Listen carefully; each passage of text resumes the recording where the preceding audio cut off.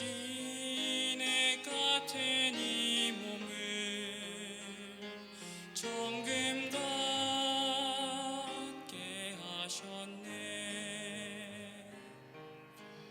푸른 하늘을 나는 새들도 먹이는 하나님, 하물며 우리라 염려 필요 없네.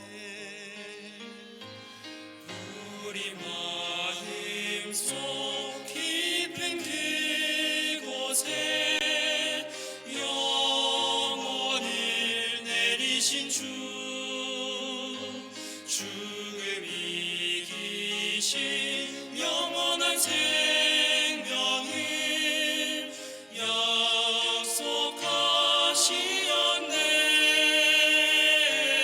약속하시었네. 오늘 피었다 지는 들풀도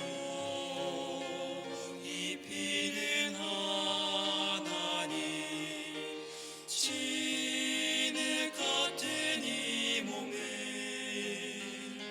정금 같게 하셨네.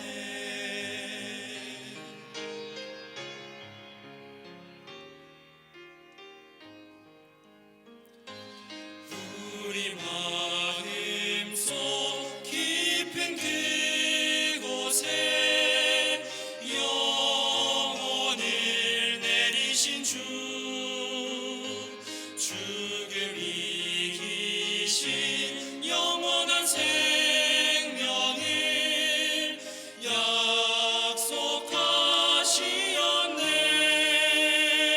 약속하시었네. 들풀에 깃든 사랑 오늘도 베푸시는 주님, 온 땅 위에 전하리 그 사랑 크심이라, 그 사랑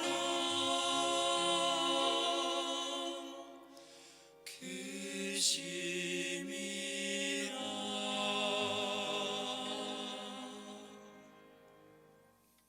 차렷.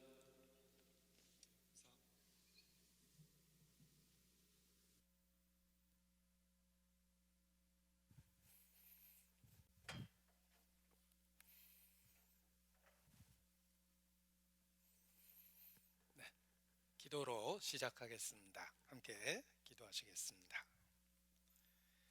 천지 만물을 창조하신 거룩하신 하나님, 하나님 말씀을 배울 수 있는 기회를 주시고 이 시간 하나님 앞에 모일 수 있도록 인도해 주신 것 주님께 감사 찬양을 드립니다. 한 영혼을 천하보다 더 소중히 여기시는 그 사랑으로 우리 각 사람을 기억해 주시고 주의 진리의 말씀으로만 가르쳐 주시기를 주님께 간구합니다. 하루 동안에 어떤 일이 일어날지 우리는 알지 못하고 또 무엇이 진리인지 때로 혼란할 때가 많이 있습니다. 이러한 때 주의 확실한 은혜로 붙잡아 주시고 주의 진리로 이끌어 주시기를 주님께 간구합니다. 우리 영혼의 문제를 해결할 수 있는 소중한 기회가 될 수 있도록 주님 주관하시고 성령의 나타남과 능력 가운데 함께해 주시기를 간절히 기도합니다. 이 시간 살아계신 주님께 모든 것을 의지합니다.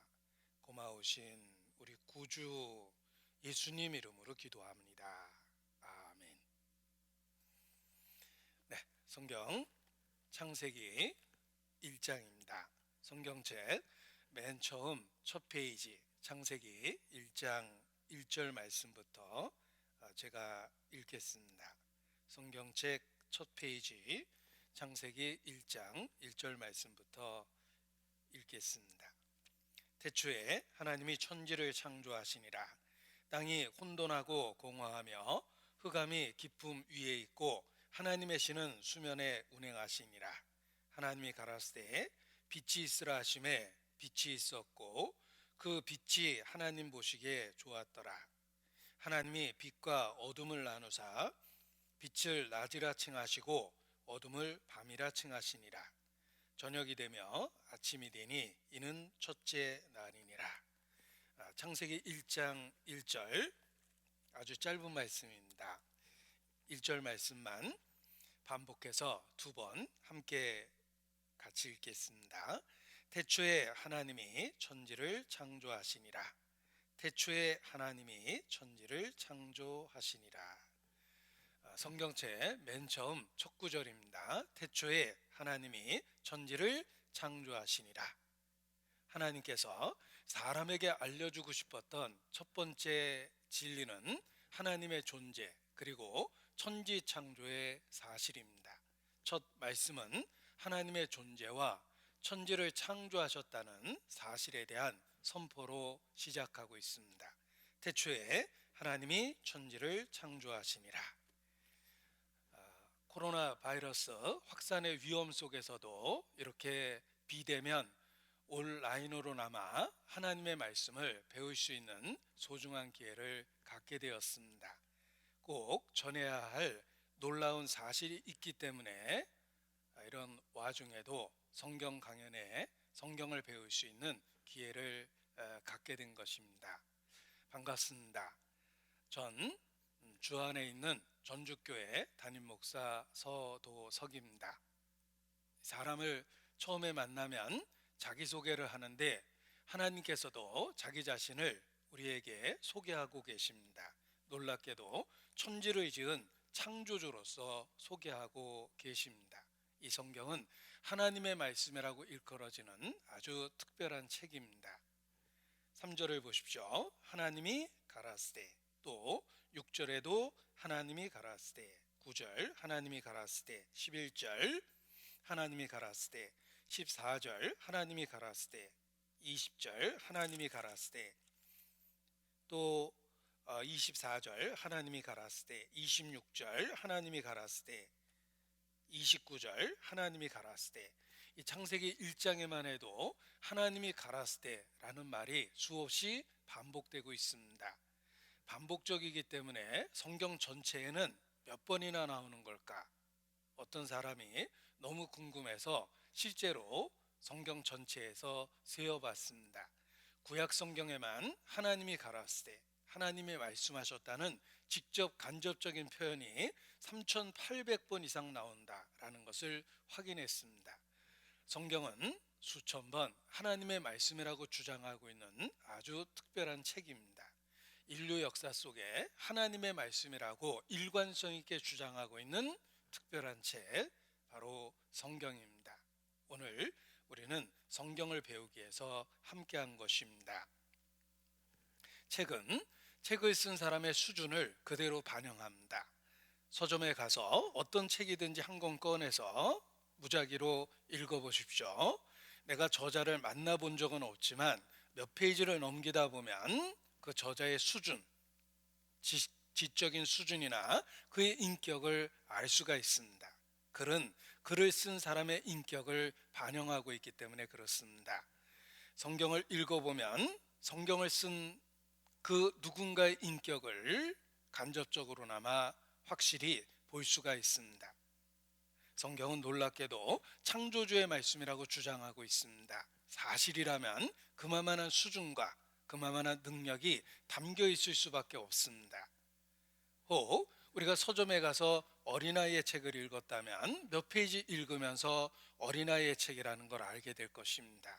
야, 이거 유치하다, 애들이 쓴 것 같다 라는 걸 곧 느끼실 수 있습니다. 대학 교수의 책을 읽었다면 역시 몇 페이지 읽다 보면 이 사람 공부 많이 했구나, 그의 지적인 수준을 간접적으로나마 확실히 알 수 있을 것입니다. 어린아이의 책과 대학 교수의 책은 쉽게 구별됩니다. 하물며 성경은 하나님의 말씀이라고 주장했는데 사실이라면 그만한 수준과 능력이 담겨 있어야 됩니다. 하늘과 땅, 그 차이라고 표현하는 것처럼 하나님의 말씀이라면 내가 그동안 읽었던 여타의 인간의 책과는 다른 수준이 담겨 있어야만 하는 것입니다. 하나님께서 이르기를 내 생각은 너희와 다르며 내 길은 너희와 다름이 하늘이 땅보다 높음과 같이 그러하다 라고 말씀하셨습니다. 하늘과 땅의 차이입니다. 성경이 스스로 주장하는 것처럼 과연 창조주의 말씀이라면 그만한 수준과 능력이 담겨 있어야 되는 것입니다. 따라서 한 번쯤은 직접 읽어보고 내용을 확인하며 과연 하나님의 말씀인지 확인해 볼 필요가 있는 것입니다. 그리고 만약에 성경이 주장하는 것처럼 하나님의 말씀이라면 우리가 그토록 궁금하게 생각했던 인생에 대한 답을 얻게 될 것입니다. 사람이라면 누구든지 갖고 있는 근본적인 의문이 있다라고 말합니다. 이 아름다운 세계가 어디서 어떻게 시작된 것입니까? 이 만물의 기원에 대한 의문이 있습니다. 그리고 대자연 속에 마치 무대의 주인공처럼 살아가고 있는 이 나라는 사람의 가치는 무엇이며 존재 목적은 무엇입니까? 내가 어디서 와서 어디로 가며 무엇을 위해 살고 어떻게 살아야만 합니까? 이것은 인간 역사 속에서 누구든지 갖고 있었던 근본적인 의문이었습니다. 만물의 기원 그리고 인간의 가치, 존재 목적에 대한 의문은 수천 년 동안 인류가 고민했던 문제입니다. 답을 찾고자 인간은 종교도 찾아봤고 인간은 나름대로의 철학도 발전시켰습니다. 철학과 종교는 이 두 가지 문제에 대한 답을 얻고자 노력한 흔적들입니다. 우리 시대 베스트셀러가 된 책 중에 노르웨이의 가더라는 사람이 소피의 세계라는 철학 자아 탐구 소설을 썼습니다. 두꺼운 책이고 어려운 내용을 다루고 있습니다. 그 책은 두 가지 질문으로 시작합니다. 이 아름다운 세계가 어디서 왔는가? 그리고 너는 누구냐? 그 두 가지 질문으로 시작하는데 이런저런 이야기를 하고 있지만 그 두꺼운 책을 밑줄 긋고 다 읽어봐도 사실 답은 없습니다. 그것은 어떤 철학에도 답이 없다라는 뜻입니다. 이 두 가지 질문에 대한 답은 오직 창조주 하나님만이 할 수 있습니다. 그런데 놀랍게도 성경은 창조주 하나님의 말씀이라고 인류에게 주장하고 있습니다. 사실이라면 만물의 기원에 대한 답도 있을 것이며 우리가 그토록 궁금하게 생각했던 나라는 존재의 의미나 가치, 목적에 대한 답도 얻게 될 것입니다. 여러분 주변을 살펴보십시오. 얼마나 많은 이런저런 물건이 있습니까? 그 모든 물건 중에 이유 없이 존재하는 것은 하나도 없습니다. 벽에 박혀있는 못 하나도 가치가 있고 목적이 있고 그 목적에 맞게 설계된 것입니다. 모든 것에 가치가 있고 목적이 있는데 여러분의 존재의 목적은 무엇입니까? 무엇 때문에 사십니까? 사실 가끔 우리 자신에게 던져본 질문이지만 우리는 답을 알지 못합니다. 그러한 답은 창조주 하나님만이 주실 수 있기 때문에 그렇습니다. 자, 난생 처음 보는 전자제품이 생겼습니다. 무엇에 쓰는 물건일까? 어떻게 쓰는 물건일까? 가장 쉬운 방법은 사용 설명서를 확인하는 것입니다. 사용 설명서를 통해서 무엇에 쓰는 물건인지 어떻게 쓰는 물건인지 확실한 답을 알 수 있습니다. 사람에 대한 사용 설명서가 있으면 좋지 않겠습니까? 바로 성경입니다. 성경은 창조주 하나님의 말씀이며 하나님만이 사람이 무엇이고 어떻게 살아야 될지 답을 주실 수 있기 때문에 그렇습니다. 따라서 성경을 배우는 것은 우리에게 가장 가치 있고 의미 있는 일임에 틀림이 없습니다. 혹 어떤 분은 자신은 노후 대책을 확실히 세웠다고 자랑하곤 하십니다. 그런데 생각해 보면 노후 대책보다 더 중요한 것은 사후 대책입니다. 우리의 노후는 있을 수도 있고 없을 수도 있고 짧거나 또는 길 수도 있습니다. 그러나 죽음은 우리 모두가 맞이할 틀림없는 사건이며 죽음 이후의 문제를 준비하는 것이 필요합니다. 죽음 이후에 영원한 세계가 있기 때문에 그렇습니다. 성경을 배우면 노후 대책이 해결되는 것이 아니라 놀랍게도 사후 대책이 해결이 됩니다. 따라서 성경을 배울 필요가 있는 것입니다. 천지를 지은 창조주, 성경은 창조주 하나님의 말씀이라고 인류에게 주장하고 있는 아주 특별한 책입니다. 요한복음 1장 1절을 이어서 보겠습니다. 요한복음 1장 1절,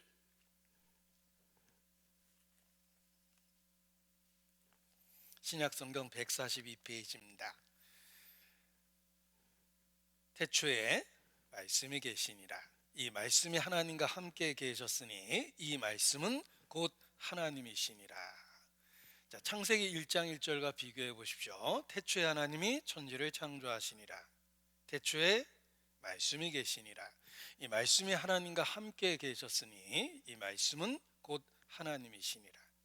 두 말씀을 연결시켜 보면 천지를 지은 창조주 그 하나님께서 인류에게 자기 자신을 말씀으로 나타내셨다라는 뜻이 됩니다.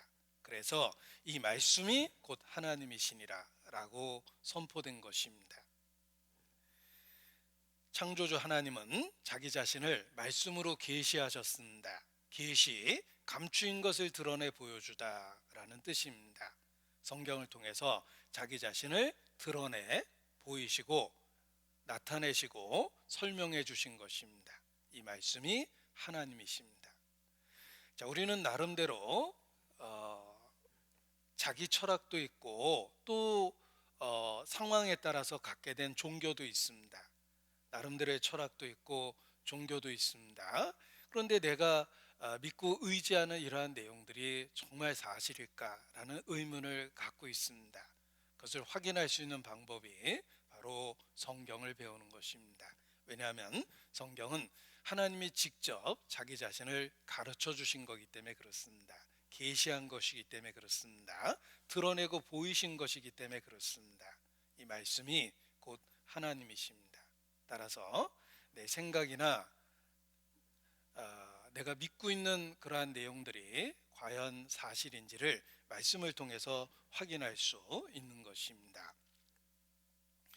이 말씀이 곧 하나님이시니라 라는 선포는 우리에게 무엇이 참인지 거짓인지 구별할 수 있는 기준이 되기 때문에 참으로 중요한 것입니다. 중요하기 때문에 칠판에 써보도록 하겠습니다. 태초에 말씀이 계시니라. 이 말씀이 하나님과 함께 계셨으니 이 말씀은 곧 하나님이시니라. 자, 하나님 믿는다고 하면서 얼마나 많은 종교가 있습니까? 또 같은 기독교 안에 얼마나 많은 교파가 있습니까? 도대체 어떤 종교의 하나님을 믿어야 합니까? 어떤 교파의 하나님을 믿어야 합니까? 우리는 곧 혼란에 빠집니다. 그러나 답이 있습니다. 이 말씀이 곧 하나님이십니다. 하나님을 믿는다는 것은 말씀을 믿는 것입니다. 하나님께 순종한다는 말은 말씀에 순종한다는 것입니다. 하나님과 동행하십니까? 하나님과 동행한다는 말은 말씀대로 살아가고 있다는 뜻입니다. 왜냐하면 이 말씀이 곧 하나님이기 때문에 그렇습니다. 운물한 개구리라는 그러한 교훈 담긴 표현이 있습니다. 우리는 나름대로의 운물 속에 들어있다는 것입니다. 운물한 개구리 생각해 보십시오. 동그란 운물에서 태어나서 평생 이곳에서 살아온 개구리입니다. 바깥에 나와본 적이 없습니다. 세모난 운물에서 태어난 개구리 여기 있습니다. 역시 여기서 태어났고 평생 이곳에서 살아가고 있습니다. 네모난 우물에서 태어난 개구리가 있습니다. 그도 이곳에서 태어났고 이곳에서 평생 살아가고 있습니다. 바깥에 나와본 적이 없습니다. 이 개구리들이 하늘이 어떻게 생겼을까라고 생각한다면 각각 자신의 경험을 통해서 자신 있게 대답할 겁니다. 하늘은 동그란 게 틀림이 없어. 무슨 얘기야? 하늘은 세모났지. 나도 평생 하늘을 관찰했거든. 야, 너희는 정말 이상한 이야기 한다. 나도 평생 하늘만 보고 살았지만 하늘은 네모난 게 틀림이 없어. 각각 나름대로 확신을 갖고 주장할 것입니다. 누구 말이 맞겠습니까? 정답은 없습니다. 이 개구리들이 바깥에 나와서 넓은 세계를 바라본다면 깜짝 놀랄 겁니다. 자기가 얼마나 좁은 세계에 살았는지 비로소 깨닫게 될 것입니다. 우리는 다 우물한 개구리입니다. 내가 알면 얼마나 알고 배웠으면 얼마나 배웠겠습니까? 내가 평생 읽은 책을 바닥부터 쌓아 올린다면 뭐 자기 키 높이 이상의 책을 읽었을 텐데 꽤 많이 읽은 것처럼 보이지만 교보 같은 대형 문고에 가보십시오. 수십만 권의 책이 있습니다. 그 많은 책의 1%도 못 읽은 겁니다. 한마디로 내가 알고 있는 지식과 경험은 세상 모든 지식의 1%도 안 됩니다. 나는 아주 작은 우물에 들어있는 겁니다. 사람은 누구든지 두 마리 개를 마음에 키울 수밖에 없습니다. 사람 마음에 있는 두 마리 개는 편, 기은과 선입, 기은입니다. 성경을 배우면 편견과 선입견에서 벗어납니다. 자신의 우물에서 벗어나서 비로소 진리를 보게 되는 것입니다. 이 말씀이 곧 하나님입니다. 내가 환난의 떡과 고생의 물은 너희에게 주나 스승은 다시 숨기지 아니하리니 내 뒤에서 말소리가 들려 이르기를 이것이 정노니 너는 이리로 행하라 할 것이라 라는 성경 말씀이 있습니다. 인생은 환난의 떡과 고생의 물을 먹는 것처럼 고통 어린 삶이지만 하나님은 무엇이 진리인지는 가르쳐 주시겠다고 말씀하십니다. 내 뒤에서 말소리가 들려 이르기를 이것이 정노라 라고 말씀하십니다. 성경을 주셔서 무엇이 진리인지를 우리에게 분명하게 알려주신다는 것입니다. 기억하십시오. 세상에는 많은 종교가 있습니다. 통계에 의하면 100만 개 이상의 종교가 있다고 이야기합니다. 또 기독교 안에 2만 몇 개의 교파가 있다고 이야기합니다. 같은 예수교 장로 안에 예장도 있고 합동도 있고 고신도 있고 얼마나 많은 서로 다른 교파가 있습니까? 그런데 기억할 것은 세상에는 종교가 많고 세상에는 교파가 많지만 하나님께서는 인류에게 단 하나의 책, 성경을 주셨습니다. 따라서 성경을 통해서 시행착오 없이 하나님을 만날 수 있으며 성경을 통해서 편견과 선입견에서 벗어날 수 있다는 것입니다. 이 말씀이 곧 하나님이시기 때문에 그렇습니다. 요한복음 8장 32절은 가장 널리 알려진 성경 구절 중에 하나입니다. 연세대학교 교훈이 그 말씀에서 유래됐다고 이야기합니다. 요한복음 8장 32절은 진리를 알지니 진리가 너희를 자유케 하리라 라는 구절입니다. 연세대학교 교훈이 진리 그리고 자유라는 두 단어를 이 말씀에서 인용해서 사용하고 있는 것입니다. 자, 진리를 알지니 진리가 너희를 자유케 하리라. 무엇으로부터의 자유입니까? 거짓과 혼란으로부터의 자유입니다. 진리를 알 때 거짓과 혼란으로부터 벗어나게 되는 것입니다. 자, 아이들 시험 볼 때 사지선다형으로 시험을 보게 됩니다. 정답을 모르면 종칠 때까지 헷갈립니다. 어느 것이 맞을까요? 종칠 때까지 반복해도 답을 모릅니다. 그러나 정답을 알면 틀린 거 고르기는 쉽습니다. 진리를 알 때 거짓을 구별할 수 있다는 것입니다. 어떤 분이 은행에 취직을 했습니다. 위조지폐 감식하는 업무를 맡았는데 오랫동안 전문적인 교육을 받았습니다. 교육이 끝나가는데 한 번도 위조지폐를 본 적이 없었습니다. 불안해서 교육관에게 질문했답니다. 제가 위조지폐를 감식하는 업무를 맡았는데 위조지폐는 왜 안 보여줍니까? 교육관이 대답하기를 위조지폐는 종류가 많습니다. 그걸 다 배운다는 것은 불가능하죠. 어렵게 배웠다 하더라도 새로운 위조 지폐는 또 나타납니다. 그러나 진짜 지폐는 하나이며 진짜 지폐는 모양이 변하지 않습니다. 당신은 진짜가 어떻게 생겼는지 배웠으니까 진짜와 다른 것을 찾아보십시오. 그것이 가짜입니다. 자, 이 사람은 가장 유능한 위조 지폐 감식가가 됐습니다. 가짜를 잘 알아서가 아니라 진짜를 알기 때문에 가짜를 구별할 수 있게 된 것입니다. 마찬가지로 우리는 모든 종교를 다 연구할 수는 없습니다. 우리의 인생이 너무 짧습니다. 사람이 7, 80년 산다고 이야기할 때 365일을 곱해보면 25,550일입니다. 내가 운 좋게 수를 다 누린다 하더라도 25,550일 정도 살 수 있다는 뜻입니다. 뭐 일수 찍으실 분들은 적어놨다가 참조하셔도 됩니다. 평생 25,550개 일수를 찍을 수 있는 겁니다.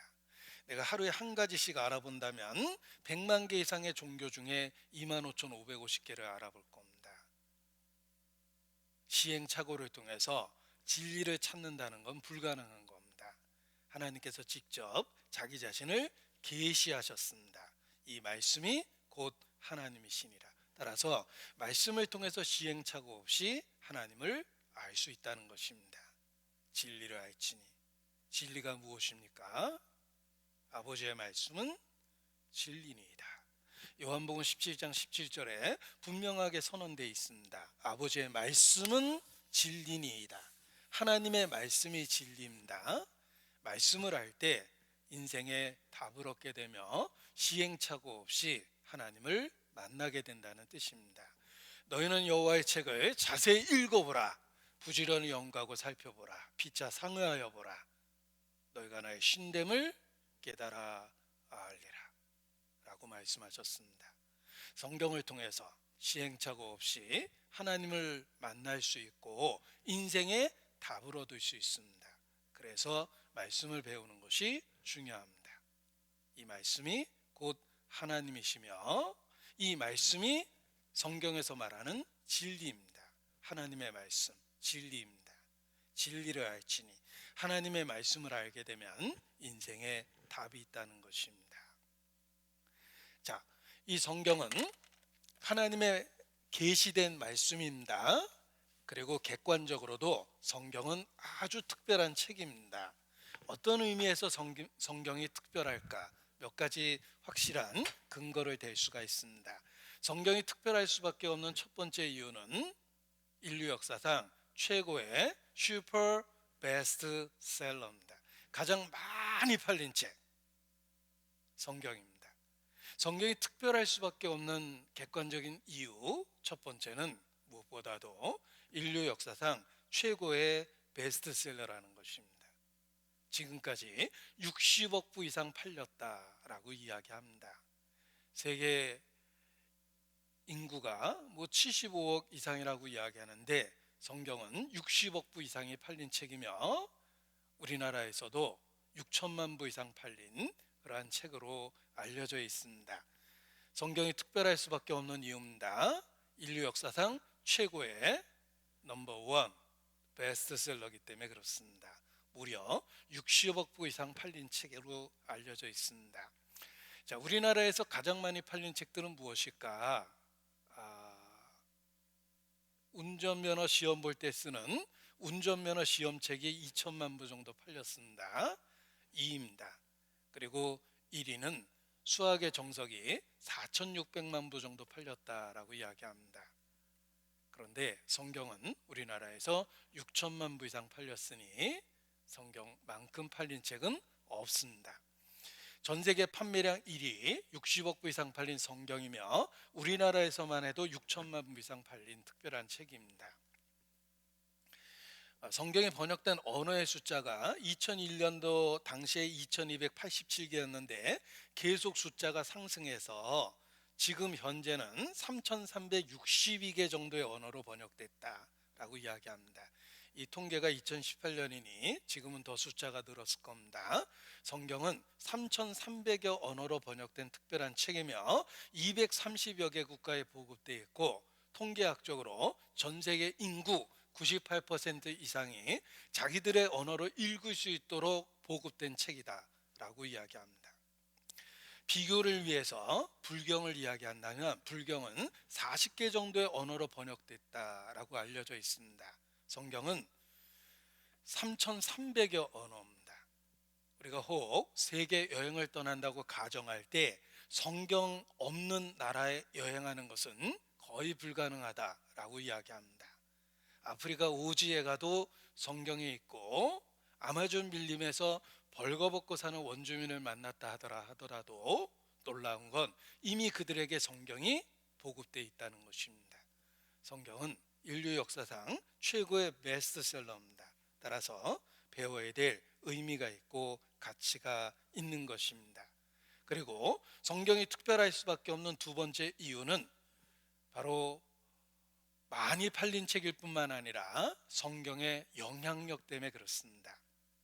다린풀이라는 학자에 의하면 지금까지 발행된 서양 문학의 70% 이상이 성경 내용과 직접 간접적으로 관련이 있다라고 이야기합니다. 유명한 음악, 기독교적 배경이 있습니다. 유명한 미술 작품도 그러하며 유명한 건축물, 다 기독교적인 배경이 있습니다. 성경은 인류 역사상 가장 많이 팔린 책일 뿐만 아니라 실제에 있어서 인류에게 가장 큰 영향력을 끼친 책이다.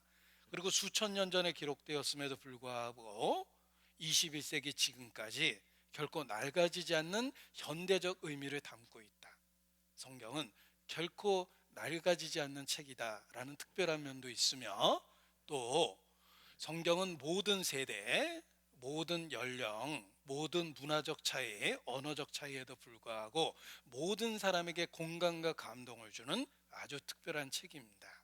학자들은 보편적 공감대가 있는 책이다 라고 이야기하는데, 성경이 그렇습니다. 보편적인 공감대가 있는 책입니다. 시대를 초월하고 언어를 초월하고 문화를 초월하고 모든 세대의 사람에게 공감과 감동을 주는 특별한 책, 그것이 바로 성경입니다. 영국의 엘리자베스 여왕은 이런 고백을 했습니다. 나는 영국은 버려도, 영국 사람이 충격을 받았습니다. 영국 여왕이 영국은 버려도라는 표현을 썼기 때문에 그렇습니다. 그런데 그 다음 말을 듣고 영국 사람들은 박수를 쳤습니다. 나는 영국은 버려도 성경은 결코 버릴 수 없다. 국민들은 여왕이 올바른 가치관을 갖고 있다고 박수를 쳤습니다. 하나님을 떠나서 국가도 존재할 수 없다라고 그들도 공감했기 때문에 그렇습니다. 영국 여왕도 그렇게 고백할 정도로 이 성경은 아주 특별한 책이라는 것입니다. 그리고 성경이 또 특별한 이유 중에 하나는 불멸성입니다. 사람이 쓴 책의 평균 수명은 20여 년 정도로 통계를 낼 수 있는데, 우리 시대 베스트셀러가 평균적으로 20년이 지나면 거의 영향력이 사라진다는 뜻입니다. 성경은 불멸성, 역사 내내 인류에게 영향을 주고 있는 특별한 책입니다. 그리고 또 성경을 분석해 보면 놀라울 정도의 통일성이 있습니다.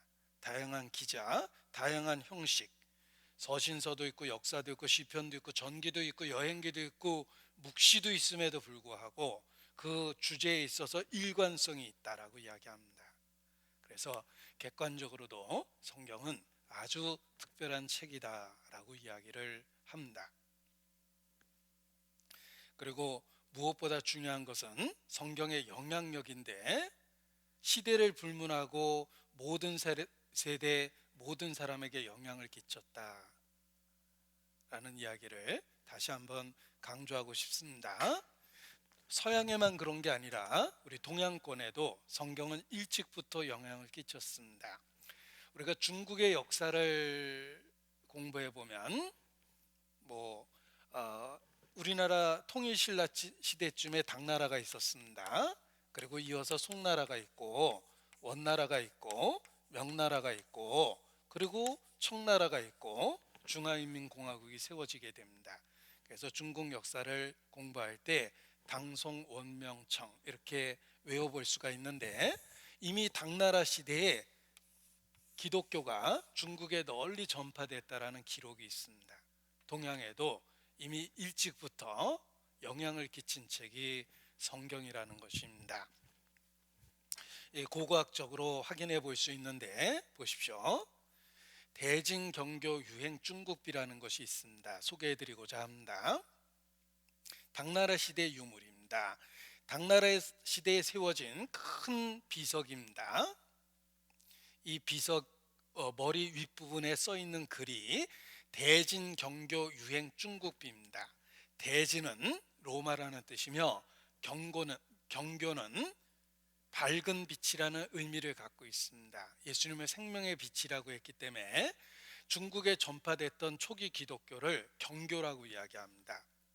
생명의 빛을 주는 종교, 경교. 대진, 로마 기독교 유행, 중국비 해서 기독교의 기본 교리가 담겨져 있는 당나라 시대의 비석이 발견이 된 것입니다. 그래서 기독교가 동양에 일찍 전파돼서 영향을 끼쳤으며, 그리고 처음 전파된 기독교를 경교라고 불렀다라고 이야기를 합니다. 중국 당나라 때 경교가 성행했다. 법도가 전국에 퍼지고 국가는 부유하며 백성은 선미해졌고 교당이 각 성읍에 충만하여 집집마다 큰 복이 번성하였다라는 기록에서 당시 경교가 융성했음을 알 수 있다. 비석의 내용 중에 하나입니다. 이것이 이제 당나라 시대에 만들어진 비석이 발견된 것입니다. 그래서 많은 분들이 확인하고 기독교가 초기부터 우리 동양에도 영향을 줬다는 걸 확인을 한 겁니다. 여기 선명하게 대진경교 유행 중국비라고 써 있습니다. 이게 그 비석의 윗부분이며 탁본한 모습입니다. 그 내용을 분석했는데 기독교의 기본 교리가 다 써 있었습니다. 그리고 경교 성서라고 해서 이미 당나라 시대에 성경도 번역돼 있었다는 것입니다. 그래서 처음에 번역될 때는 하나님을 일신, 하나밖에 없는 신이시다 이렇게 번역을 했다라고 알려져 있습니다. 그리고 당나라와 교역했던 신라에도 영향을 끼쳐서 우리나라 불국사 안에서도 기독교와 관계된 것들이 몇 종류가 나왔다라는 것도 놀라운 사실입니다. 그래서 석굴암에서 발견된 기독교 관련된 유품들입니다. 십자가 모양이라든지 마리아상이라든지 이런 모습들이 출토되기도 했습니다. 보십시오. 기독교는 중동에서뿐만 아니라 이미 오래전에 동양에까지 영향을 끼쳤고 우리나라 신라시대 때까지 그때에도 이미 널리 알려져 있었다는 것입니다. 이 성경의 영향력은 성경이 특별한 책이다라는 것에 의미를 줍니다. 이 성경이 어떤 내용으로 기록됐는지를 여기 화면을 통해서 보여드리겠습니다. 자, 먼저 성경의 영향력입니다. 조지 워싱턴, 성경이 없이는 미국을 다스릴 수 없다. 토마스 제퍼슨, 미국은 성경 위에 서 있다. 에이브러함 링컨, 하나님이 인간에게 주신 가장 귀한 선물은 성경이다. 루즈벨트, 온전히 살고자 한다면 반드시 성경을 배워야 한다. 미국 역사 속에 그 역대 대통령들도 성경의 중요성을 다 공감했다는 것입니다. 그래서 특히 아브라함 링컨은 어머니는 부자나 위인이 되긴보다 성경 읽는 것을 즐기는 사람이 되라고 유언하셨습니다. 그래서 미국 역사상 가장 독실한 크리스찬인 아브라함 링컨의 이야기입니다. 그리고 지금도 미국 대통령들은 대통령 취임식 때 선서를 그 링컨이 사용했던 그 성경하고 그리고 자기 개인적인 의미가 있는 성경 이렇게 놓고 선서를 합니다. 역대 미국 대통령이 다 그러했습니다. 이 말씀이 곧 하나님이시니라. 이 성경은 하나님께서 자기를 계시한 방법입니다. 자, 그런데 성경을 배우면 우리가 얻게 되는 최고의 유익은 무엇일까? 최고의 유익은 하나님과의 만남입니다. 성경은 하나님을 개인적, 체험적으로 만나게 해주며 하나님과의 관계와 사귐을 만들어줍니다. 성경을 배우는 목적이기도 합니다. 성경은 하나님과의 관계와 사귐을 만들어줍니다. 하나님을 만나게 해주는 것입니다. 생각해 보면 인생은 많은 만남으로 이루어져 있습니다. 자, 태어날 때 첫 번째 만남이 있었습니다. 누구를 만나셨습니까? 부모죠. 자, 어떤 부모를 만나느냐에 따라서 우리는 흙수저가 될 수 있고 소위 금수저가 될 수 있습니다. 어떤 부모를 만나느냐가 중요할 겁니다. 또 어떤 친구를 만나느냐도 인생에 중요하고 어떤 배우자를 만나느냐라는 것도 더욱 중요할 것입니다.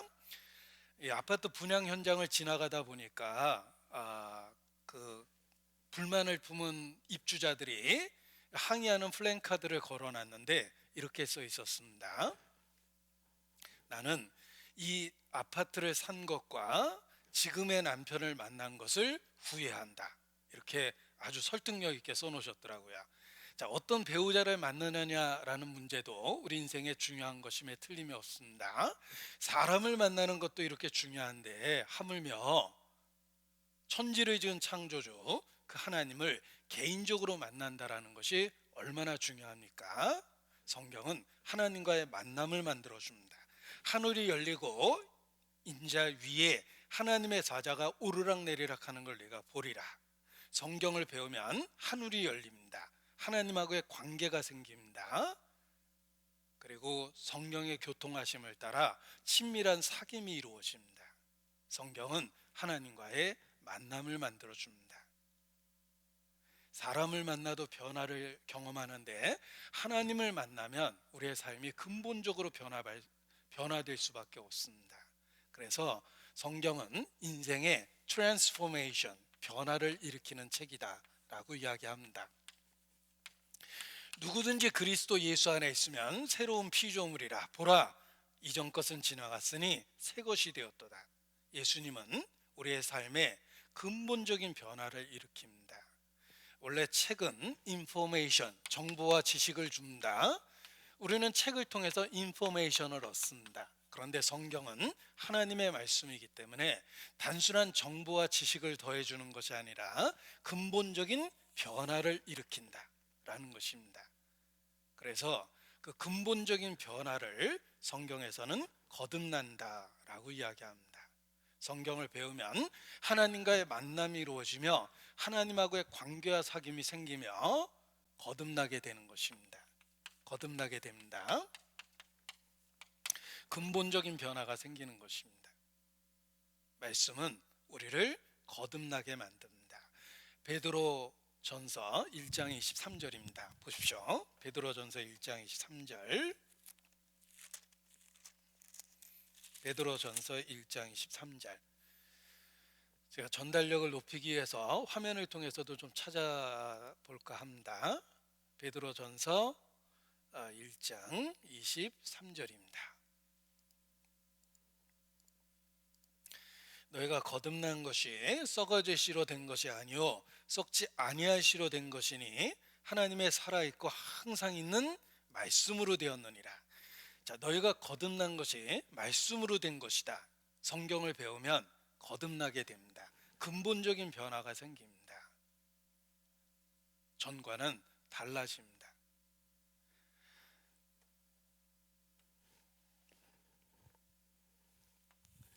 나는 교회 그렇게 오래 다녔지만 뭐 특별하게 변하진 않더라. 이렇게 솔직하게 고백하는 분이 계십니다. 왜 삶의 변화가 없을까? 그야말로 교회만 다녔기 때문에 그렇습니다.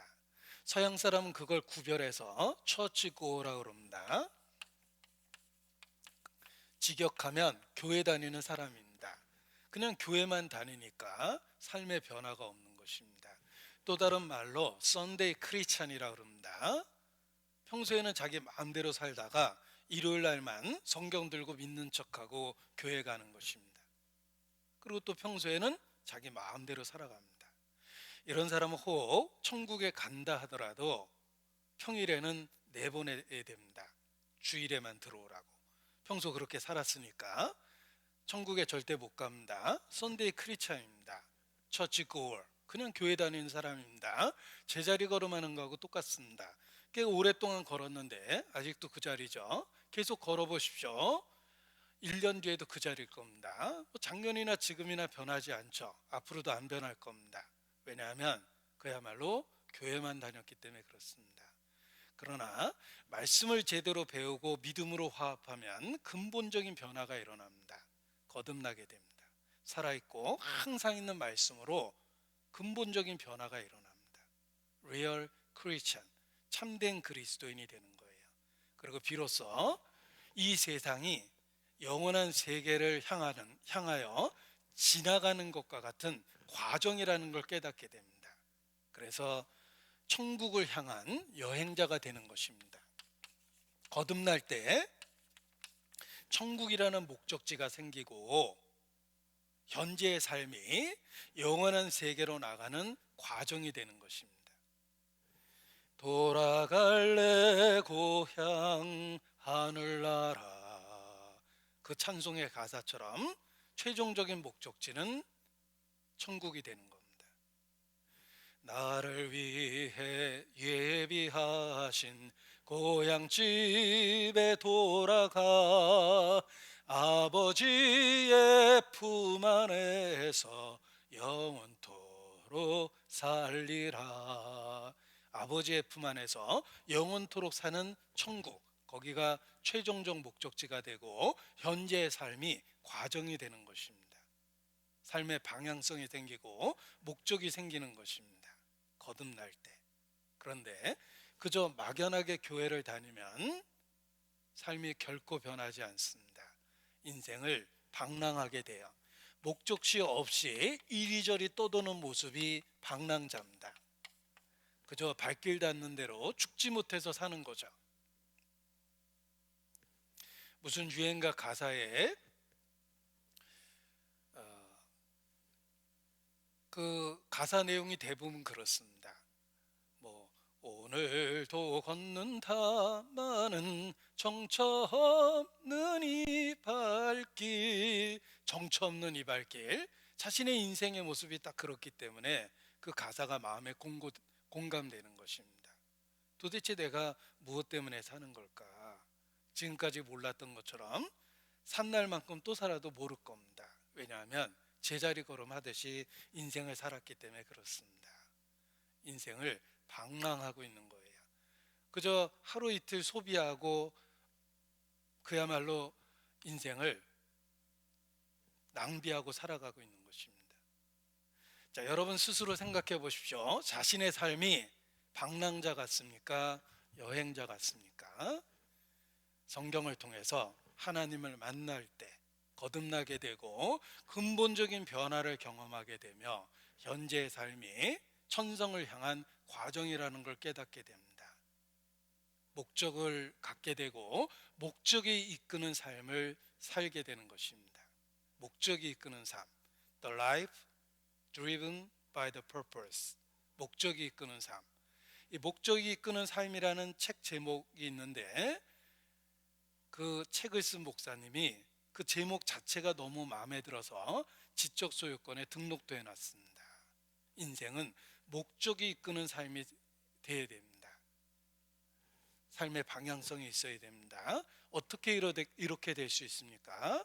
성경을 통해서 하나님을 만날 때 그러한 변화를 경험하게 되는 것입니다. 이번 성경 공부의 목적이 무엇인가? 성경을 통해서 하나님을 개인적, 체험적으로 만나는 것입니다. 거듭나는 것입니다. 그래서 이번 기회에 성경을 통해서 거듭날 수 있도록 말씀을 잘 경청해 주시기를 부탁을 드립니다. 어떻게 사람이 거듭날 수 있을까? 말씀으로 거듭난다 라고 성경에 선언하셨습니다.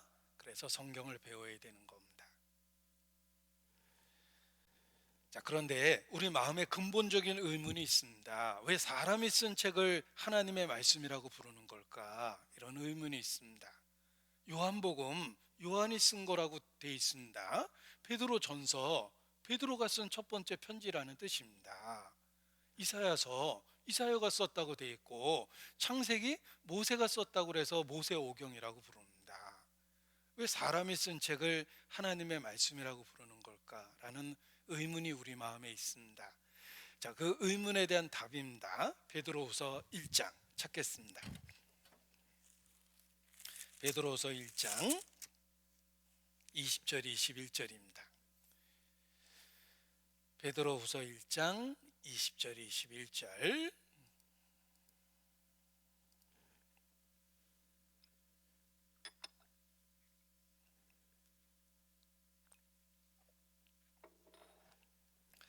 먼저 알 것은 경의 모든 예언은 사사로이 불 것이 아니니 예언은 언제든지 사람의 뜻으로 낸 것이 아니요 오직 성령의 감동하심을 입은 사람들이 하나님께 받아 말한 것임이니라. 자, 성경은 성령의 감동하심을 입은 사람들이 하나님께 받아 말한 것입니다. 그래서 성경을 하나님의 말씀이라고 부르고 있는 것입니다. 자, 이것을 그림을 그려서 한번 설명을 해보도록 하겠습니다.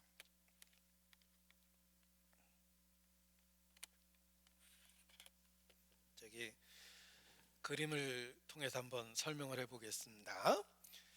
여기 할머니 한 분이 계십니다. 할머니가 어디 계시냐면 여기 계십니다. 네, 할머니입니다.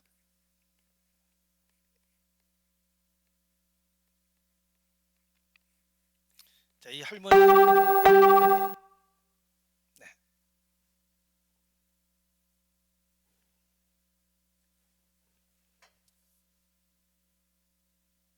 요 마스터 전원이 연결이 안 됐나 본데.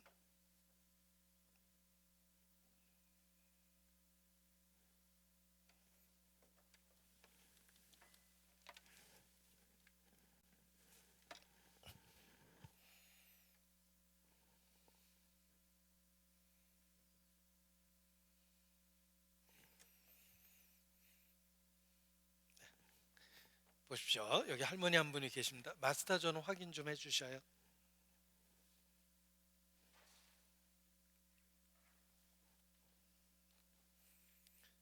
자, 여기 할머니 한 분이 계십니다.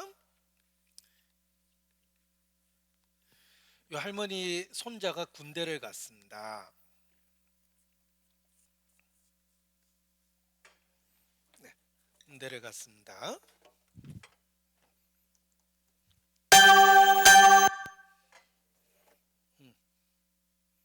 쇼트 났나? 네, 갑자기 죽었어요.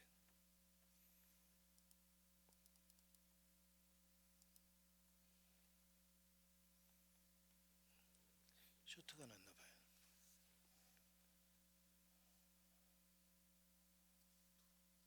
불 들어왔어요? 쇼트 났나 봐요.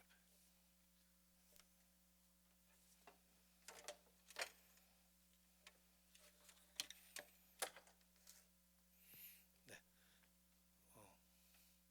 컴퓨터가 죽은 줄 알았습니다. 그래도 다행이네요. 강사 죽는 것보다 나니까. 네,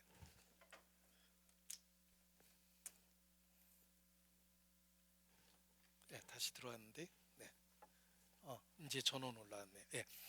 자, 군대 간 손자가 있습니다. 네, 여기 모니터도 켜주셔요. 옆에 왼쪽에.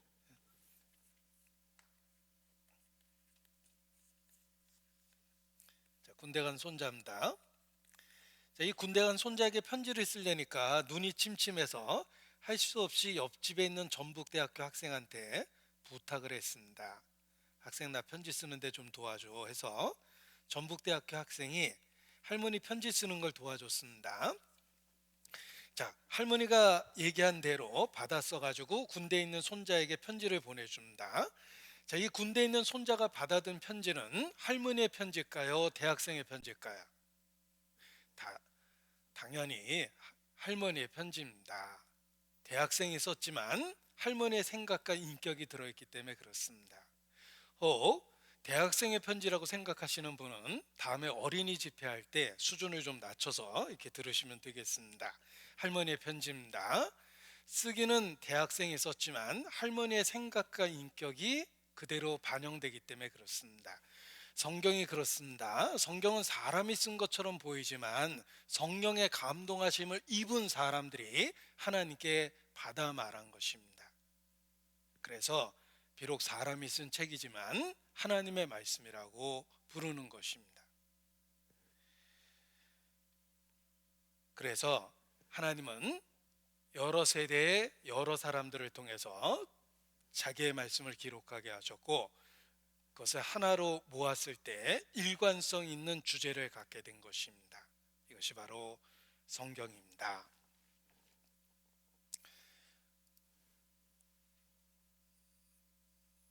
성경이 어떻게 해서 한 권의 책이 됐는지를 말씀을 드리겠습니다.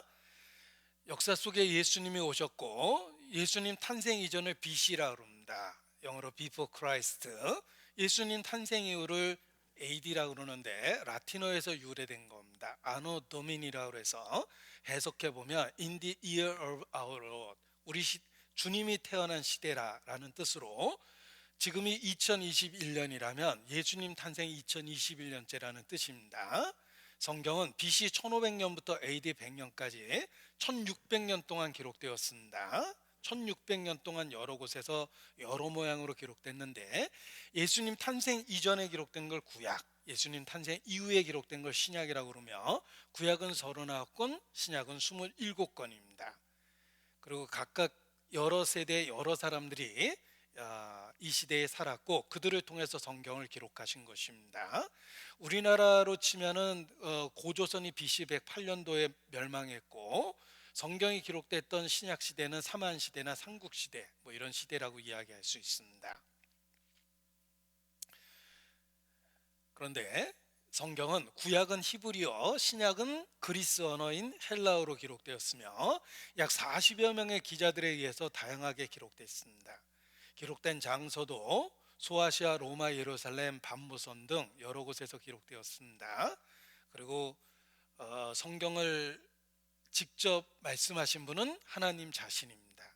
그래서 하나님께서 말씀하시되라는 표현이 수천 번 반복되어 있는 것입니다. 이것이 바로 우리가 갖고 있는 성경입니다. 자, 모든 성경은 하나님의 감동으로 된 것으로 교훈과 책망과 바르게 함과 의로 교육하게 유익하다. 모든 성경은 하나님의 감동으로, 성령의 감동으로 기록된 것이다 라는 것입니다. 예언은 언제든지 사람의 뜻으로 낸 것이 아니요 오직 성령의 감동하심을 입은 사람들이 하나님께 받아 말한 것임이니라. 선지자들은 하나님의 말씀을 받아 적은 것입니다. 그래서 하나님의 감동으로 기록된 성경, 성령의 감동에 따라 하나님의 의도대로 성경이 기록됐다, 이런 뜻입니다. 성경은 약 1600여 년 동안 40여 명에 의해서 기록되었는데, 성경 66권의 내용은 통일성이 있고, 그리고 지금까지 기록된 그대로 잘 전해졌습니다. 성경은 사람들이 쓴 거잖아요. 그런데 왜 성경을 하나님의 말씀이라고 합니까? 성경도 성령 하나님의 감동을 받은 사람들이 받아 말한 것이기 때문에 그렇습니다. 하나님의 영감으로 기록되었다는 뜻은 성경을 기록한 사람들이 당시의 언어 상황 등을 잘 활용해 하나님의 뜻대로 말씀을 기록했다는 뜻입니다. 그래서 선지자들이 성령의 감동을 받고 하나님의 뜻대로 말씀을 기록한 것입니다. 너는 이것을 기록하여 후세에 전하라. 너는 이것을 서판에 기록하며 달려가면서도 읽을 수 있게 명백히 하라. 하나님이 가라스되, 하나님의 말씀을 받아 적은 것입니다. 이 성경을 양의 가죽, 양피지, 양의 가죽이나 또는 고대의 종이었던 파피루스에 기록을 했습니다. 그래서 지금까지도 보존되어 있는데 여기에도 놀라운 신비가 있습니다. 보십시오. 우리 시대에 기록할 수 있는 도구가 종이입니다. 그런데 현대의 종이는 각종 화학 물질이 들어있고 뿐만 아니라 수분의 함유량이 높기 때문에 장기 보존이 불가능합니다. 그래서 오래된 책을 보면 이렇게 노랗게 산화되는 모습을 볼 수 있고 주변이 몇십 년만 지나도 이렇게 다 낡아서 떨어져 나갑니다. 우리가 사용하고 있는 종이는 백색의 종이고 보기는 좋지만은 화학물질이 함유되어 있으며 수분 함유량이 높기 때문에 100년 이상 보존한다는 게 불가능합니다. 그래서 오래된 도서관에서는 그 책을 보존하기 위해서 일정한 주기로 특별한 기구를 만들어 놓고 모든 수분을 빼버립니다. 그리고 다시 수분을 거기다가 투입해서 보존하게 되는 것입니다. 그렇지 않으면 도서관의 책이 몇십 년만 지나도 보존이 안 됩니다. 그래서 주기적으로 모든 수분을 제거하고 다시 기계 장치에 의해서 수분을 다시 투입시켜서 책을 연장해서 보존하게 됩니다. 그런데 그 수천 년 전에 기록된 책들이 어떻게 보존될 수 있었을까? 이 성경은 파피루스라는 고대 종이에 의해서 기록됐는데 놀랍게도 수천 년 동안 보존할 수 있는 보존성을 갖고 있다는 것입니다. 그래서 지금도 발견되는 파피루스는 판독이 가능할 정도로 보존성이 좋다라고 이야기를 합니다. 이 파피루스가 성경이 기록된 중동의 특산물이라는 것은 하나님의 섭리가 있는 것이다 라는 것을 우리에게 알려줍니다. 자, 파피루스가 무엇인지 알려드리겠습니다. 이 갈대 종류입니다. 중동에서만 자라는 이 갈대 종류를 갖고 종이를 만들었는데 이 갈대 종류는 중동의 특산품이었습니다. 그래서 당시에 이 중동에서 파피루스를 전 세계에 수출해서 많은 돈을 벌었다라고 되어 있습니다. 이집트의 파피루스가 레바논을 거쳐서 히랍으로까지 전해져서 이렇게 지식이 전달되는데 큰 도구가 됐다라고 이야기합니다. 자, 이 파피루스를 제작하는 방법은 의외로 쉽습니다. 이 천연의 갈대를 얇게 저미는 겁니다. 얇게 잘라서 가로 세로로 엮으면은 그 안에서 접착 물질이 나와서 붙어버립니다. 그래서 얇게 저민 파피루스를 직각으로 엇갈리게 놓고 가죽을 덮고 두들겨주면 그 안에서 접착 물질이 나와서 한 장의 종이로 결합이 됩니다. 그래서 고대 노예들은 이 도구를 통해서 하루 종일 이 종이를 만들고는 했습니다. 그런데 이 파피루스는 이게 이제 파피루스 만드는 그 모습이고 이건 이제 파피루스를 제작했던 그 장소가 고고학적으로 발견이 된 것입니다. 근데 이 고대의 종이 파피루스는 신기한 게 무엇이냐면 보존성이 좋다는 것입니다. 현대 과학으로 만든 종이도 100년 이상 보존이 안 되는데 천연의 재료로 만든 파피루스는 수천 년의 보존성을 갖고 있다는 것입니다. 그것이 중동의 특산물이라는 것은 성경이 기록될 수 있도록 하나님이 섭리 가운데 준비한 거다라고 이야기하는 것입니다. 그래서 파피루스 자체도 아주 특별합니다. 이 파피루스에 의해서 성경이 기록됐고 지금까지 보존된 것입니다. 유대인들은 혹 하나님의 말씀이 분실될까 봐 걱정이 됐기 때문에 흙으로 항아리를 만듭니다. 흙으로 이렇게 항아리를 만들고 여기다가 고대의 그 파피루스, 성경을 기록한 파피루스나 양피지들을 이 안에 넣고서 밀봉을 해버립니다. 산소를 빼고 밀봉을 하는 거죠. 통조림 만들듯이. 그리고 이런 그 항아리들을 골짜기 같은데 비밀 동굴을 파고 여기다가 보존을 합니다. 그리고 입구를 막아버리는 거예요. 이스라엘은 수없이 많은 전쟁을 했기 때문에 국토가 여러 번 불탔습니다. 따라서 그들은 전쟁 때 성경이 파괴되는 것을 방지하기 위해서 이러한 노력을 기울였고 그 결과 지금도 이곳저곳에서 많은 성경이 발견되고 있는 것입니다. 그래서 성경이 우리 시대까지 보존돼서 전달됐다는 그것을 공부해 보면 그 뒤편에 하나님이 함께 계셨다라는 섭리도 발견되게 되는 것입니다. 성경은 고고학적인 기적을 갖고 있습니다. 부분적으로 인용된 성경의 사본까지 67,200개가 있다라고 이야기합니다. 이것은 기적입니다. 오래전에 기록된 책 중에 그렇게 많은 사본을 남겨둔 것은 성경밖에 없기 때문에 그렇습니다. 그래서 성경이 우리에게 전달되기까지 보이지 않는 하나님의 손길이 있었고 그 보호하심이 있었다는 것을 깨달을 수가 있습니다. 자, 그런데 우리 마음에 또 다른 의문이 있습니다. 하나님이 어떤 선지자를 통해서 자신의 말씀을 기록하게 한 것이 성경이다 라는 걸 배웠는데, 그렇다면 그 선지자가 거짓말하면 우리가 어떻게 합니까? 지금도 하나님께 직통계시 받았다고 주장하고 사기치는 사람이 많습니다. 가끔 PD수첩에 나오잖아요. 그것이 알고 싶다 같은 사회 고발 프로그램에 자기가 이 시대의 선지자며 직통계시 받았다고 사람들을 속이는 경우가 많이 있습니다. 지금도 그런 사람이 많은데 역사 속에서 얼마나 많았겠습니까? 혹 어떤 사람이 하나님께 계시를 받았다고 거짓 주장하면 어떻게 될까? 우리가 그 사람이 하는 말이 과연 하나님 말씀인지 아니면 거짓말하는 건지 어떻게 알 수 있습니까? 자, 그 의문에 대한 답입니다. 신명기 18장입니다.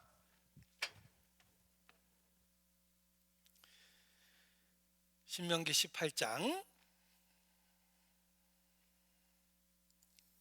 21절에 내가 혹시 심중에 이르기를 그 말이 여호와 이르신 말씀인지 우리가 어떻게 알려 하리라. 만일 선지자가 있어서 여호와 이름으로 말한 이래 증언도 없고 성취함도 없으면 이는 여호와의 말씀하신 것이 아니요 그 선지자가 방자에 한 말이니 너는 그를 두려워 말지니라. 자, 증언과 성취함이 없으면 여호와 이르신 말씀이 아니라고 그러셨습니다. 자, 증언이 무엇이고 성취함이 무엇입니까? 일어났던 사건들에 대한 증거, 기록된 예언, 약속, 계획이 기록대로 이루어지는 것, 이것이 증언과 성취함입니다. 성경이 하나님의 말씀이라면 반드시 증언과 성취함이 있습니다.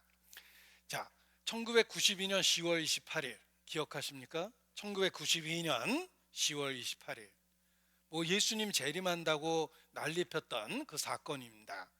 무슨 다미 선교회인가? 다미 선교회가 뭐의 약자일까? 다미친 교회인가? 아무튼 어떤 그런 교회가 있었습니다. 예수님 재림한다고 막 소문냈던 사람들입니다. 결론적으로 그날 예수님 오지 않았습니다. 증언과 성취함이 없으면 거짓입니다. 그들의 근본이 잘못됐다는 것을 알 수가 있습니다. 여호와 이름으로 말한 일에 증언도 없고 성취함도 없으면 옛날 같으면 돌로 쳐 죽였습니다. 지금 사회적인 불의를 빚고 사과하고 그 정도지만 옛날 같으면 죽어야 될 죄예요. 하나님의 이름을 사칭해서 예언을 했는데 틀렸으니 마땅히 죽어야 되는 거죠. 자, 하나님의 말씀에는 증언이 있고 성취함이 있습니다. 증언과 성취함이 없으면 여호와 이르신 말씀이 아닙니다. 이사야서 41장에 21절입니다. 너희는 확실한 증거를 보이라. 장차 당할 일을 우리에게 진술하라. 또 이전 일에 어떠한 것도 고하라. 우리가 연구하여 그 결국을 알리라. 혹 장래사를 보며 후래사를 진술하라. 하나님의 말씀이라면 확실한 증거를 보여야 됩니다. 장차 당할 일을 우리에게 진술하라. 예언이죠. 예언에는 성취가 있습니다. 이전 일에 어떠한 것을 고하라. 과거 이야기 속에는 증거들이 있습니다. 증험이 있습니다. 그래서 증언과 성취함이 없으면 여호와 이르신 말씀이 아니라 라고 선포되어 있는 것입니다. 보십시오. 자, 역사는 예수님의 탄생을 중심으로 나뉘어집니다. 성경은 BC 1500년부터 AD 100년까지 1600년 동안 여러 곳에서 여러 모양으로 기록됐습니다. 1600년 동안 시간을 초월한 존재, 여러 곳에서 공간을 초월한 존재, 바로 하나님이십니다. 시공을 초월한 존재 하나님에 의해서 주관되고 기록된 것이 성경입니다. 성경은 BC 1500년부터 AD 100년까지 기록됐는데 놀랍게도 인류 역사의 과거를 이야기하고 있으며 더욱 놀랍게도 인류 역사의 미래를 이야기하고 있습니다. 성경은 기록될 당시의 현재와 그리고 기록될 당시의 과거를 기록하고 있으며 놀라운 것은 미래까지 기록하고 있다는 것입니다. 이것이 바로 히스토리입니다. His story. 하나님이 보시는 인류 역사입니다. 성경은 하나님이 보시는 인류 역사를 담고 있습니다. 그리고 기록된 목적과 관련해서는 인간을 구원하시는 하나님의 구원 계획이 있습니다. God's plan. 하나님의 계획입니다. For salvation. 인간을 구원하고자 하는 하나님의 구원 계획이 기록되어 있다는 것입니다. 그래서 성경을 한마디로 이야기하면 하나님이 보시는 인류의 역사, 기록된 목적과 관련해서는 인간을 구원하시고자 하는 하나님의 구원 계획서라고 말할 수 있는 것입니다. 창조주 하나님은 시작과 끝입니다. 처음과 나중입니다. 성경이 기록된 헬라어가 첫 스펠링이 알파입니다. 헬라어의 마지막 스펠링이 오메가입니다. 그래서 교회당이나 성당 벽에 보면 하나님이라는 표시로 알파요 오메가, 처음과 끝, 이런 표시가 있는 것입니다. 이걸 영어로 표현하면 A부터 Z까지죠. A to Z, 아토즈라는 자동차 이름도 여기서 유래된 것입니다. 처음부터 끝까지라는 뜻입니다. 하나님은 인간 역사를 시작하신 분입니다. In the beginning, 태초에 하나님이 천지를 창조하셨습니다. 그리고 놀랍게도 성경 끝에 보면 처음 하늘과 처음 땅이 없어졌고 영원한 완전한 세계가 나타납니다. 역사가 끝이 났다라고 기록이 되어 있습니다. 성경에는 인간 역사의 시작과 끝이 기록되어 있는 것입니다. 이 성경이 하나님의 말씀이라는 걸 어떻게 압니까? 이전 일에 어떠한 것을 구하라. 하나님은 이전 일에 어떠한 것, 과거를 보여주셨고 그 과거 속에서는 증거가 있다는 것입니다. 뿐만 아니라 장차 당할 일을 우리에게 진술하라. What is going to happen? 무슨 일이 일어날지 얘기해보라. 예언의 성취가 있습니다. 그래서 증언과 성취함이 없으면 여호와의 이르신 말씀이 아니라 라고 선포되어 있는 것입니다. 예를 들어 보겠습니다. 사이먼 그린리프입니다. 법대 나오신 분은 알 겁니다. 사이먼 그린리프, 꽤 유명하신 분입니다. 자, 제가 법대 나온 분은 알 거라고 그랬더니 어떤 분이 졸다가 나 법대 나왔는데 모른다 이러십니다. 자, 그런 분은 회개하셔야 됩니다. 왜냐하면 어지간히 공부 안 한 겁니다. 자, 사이먼 그린리프는 하버드 법대 교수입니다. 단순한 법대 교수가 아니라 전 세계 법정에서 채택되고 있는 증거학의 법률적 개념을 세우신 분입니다. 중요한 일을 결정할 때는 확실한 증거가 있어야 된다. 그것이 증거학의 기본입니다. 이 사이먼 그린리프의 평생의 신념이었습니다. 그래서 지금도 범인이 현장에서 잡혀도 경찰은 증거를 수집합니다. 현장에서 잡았지만 증거를 수집하지 않으면 법정에서 풀려날 가능성이 있기 때문에 그렇습니다. 중요한 사실을 결정할 때는 확실한 증거가 있어야 됩니다. 이것이 사이먼 그린리프가 세워놓은 증거학의 법률적 개념입니다. 그의 평생의 신념이었습니다. 자, 수업 시간에 한 학생이 질문을 했습니다. 교수님, 예수 그리스도를 믿습니까? 자, 밑도 끝도 없는 질문이었지만 유대인이었던 그에게는 불쾌한 질문이었습니다. 그래서 안 믿는다라고 딱 잘라서 이야기했습니다. 그랬더니 그 학생이 증거학이라는 개념을 통해서 질문을 다시 했습니다. 교수님은 믿지 않을 만한 그럴 만한 이유를 갖고 계십니까? 하나라도. 이렇게 물어본 겁니다. 사이먼 그린리프는 학자입니다. 정직합니다. 그는 자신이 아무런 근거나 이유 없이 무조건 안 믿고 있다라는 사실을 시인했습니다. 그냥 안 믿은 거죠. 그래서 수업 시간에 약속하기를 내가 왜 안 믿는지 안 믿는 이유 하나라도 연구해서 그것을 알려주겠다고 약속을 했습니다. 내가 믿지 않는 이유 그 확실한 이유 하나라도 연구해서 내가 알려주겠다, 이렇게 약속을 하게 됩니다. 그리고 그때부터 성경을 읽었는데 결론은 독실한 크리스찬이 됐습니다. 그리고 자신이 왜 믿게 됐는지를 복음서 기자의 증언이라는 책을 통해서 자세히 언급했는데, 서문에 보면 이렇게 써 있습니다. 누구든지 사실을 받아들이려는 정직한 마음을 갖고 성경을 배우면 안 믿을 수 없다. 자신의 경우를 그렇게 고백한 겁니다. 사실을 받아들이려는 정직한 마음을 가지면 믿을 수밖에 없다는 것입니다. 성경이 그렇습니다. 하나님이 가라스되 정직한 마음으로 성경을 배우면 결국은 믿을 수밖에 없습니다. 처음부터 하나님의 말씀이며 하나님의 말씀일 수밖에 없는 증언과 성취함이 가득하기 때문에 그렇습니다. 여러분들에게도 똑같이 말씀을 드리고 싶습니다. 사실을 받아들이려는 정직한 마음만을 갖고 말씀을 배워보십시오. 결국은 믿을 수밖에 없습니다. 왜냐하면 처음부터 사실이었기 때문에 그렇습니다. 혹 불행하게도 끝까지 안 믿게 되었다, 그래도 결국은 믿게 됩니다. 죽음을 건너가면 하나님이 살아계시고 성경이 사실이라는 진리 앞에 서게 될 것이기 때문에 결국은 여러분 모두 다 믿게 될 것입니다. 그러나 죽음을 건너가면 다시는 기회가 없다는 걸 아셔야 됩니다.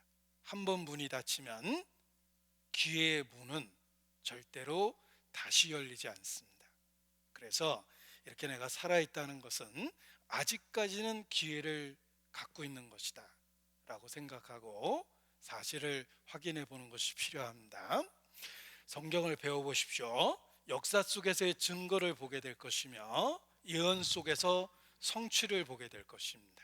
너희가 나를 여호와인 줄 깨달아 알리라. 모두 그런 결론을 갖게 됩니다.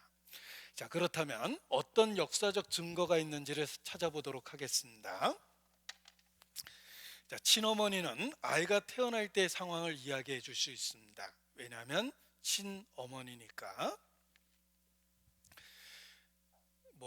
아이가 태어날 때 며칠이었는지 상황이 어떠했는지를 친어머니는 이야기해 줄 수 있습니다. 이와 같이 창조주는 어떻게 역사가 시작됐는지를 말씀하실 수 있는 유일한 분입니다. 하나님은 태초부터 어떻게 역사가 시작됐는지를 우리에게 말씀해 주십니다. 성경에는 인간 역사의 시작부터가 기록되어 있는 것입니다. 그 처음의 이야기부터 살펴보도록 하겠습니다. 역대상 1장입니다. 609페이지 역대상 1장입니다. 자, 역대상이라는 말은 역사책 상편이란 뜻입니다. 어떤 분은 금방 눈치채던데 하편이 있다 그러는데 하편도 있습니다. 자, 역대상 1장 역사책 상편입니다. 따라서 상편이기 때문에 최초의 사람부터 기록이 됩니다. 최초의 사람이 누굽니까? 아담이죠. 거기 아담이라고 시작됩니다. 잘 보셔야 됩니다. 최초의 사람은 역대상 1장 1절의 아담입니다. 아메바가 아니에요.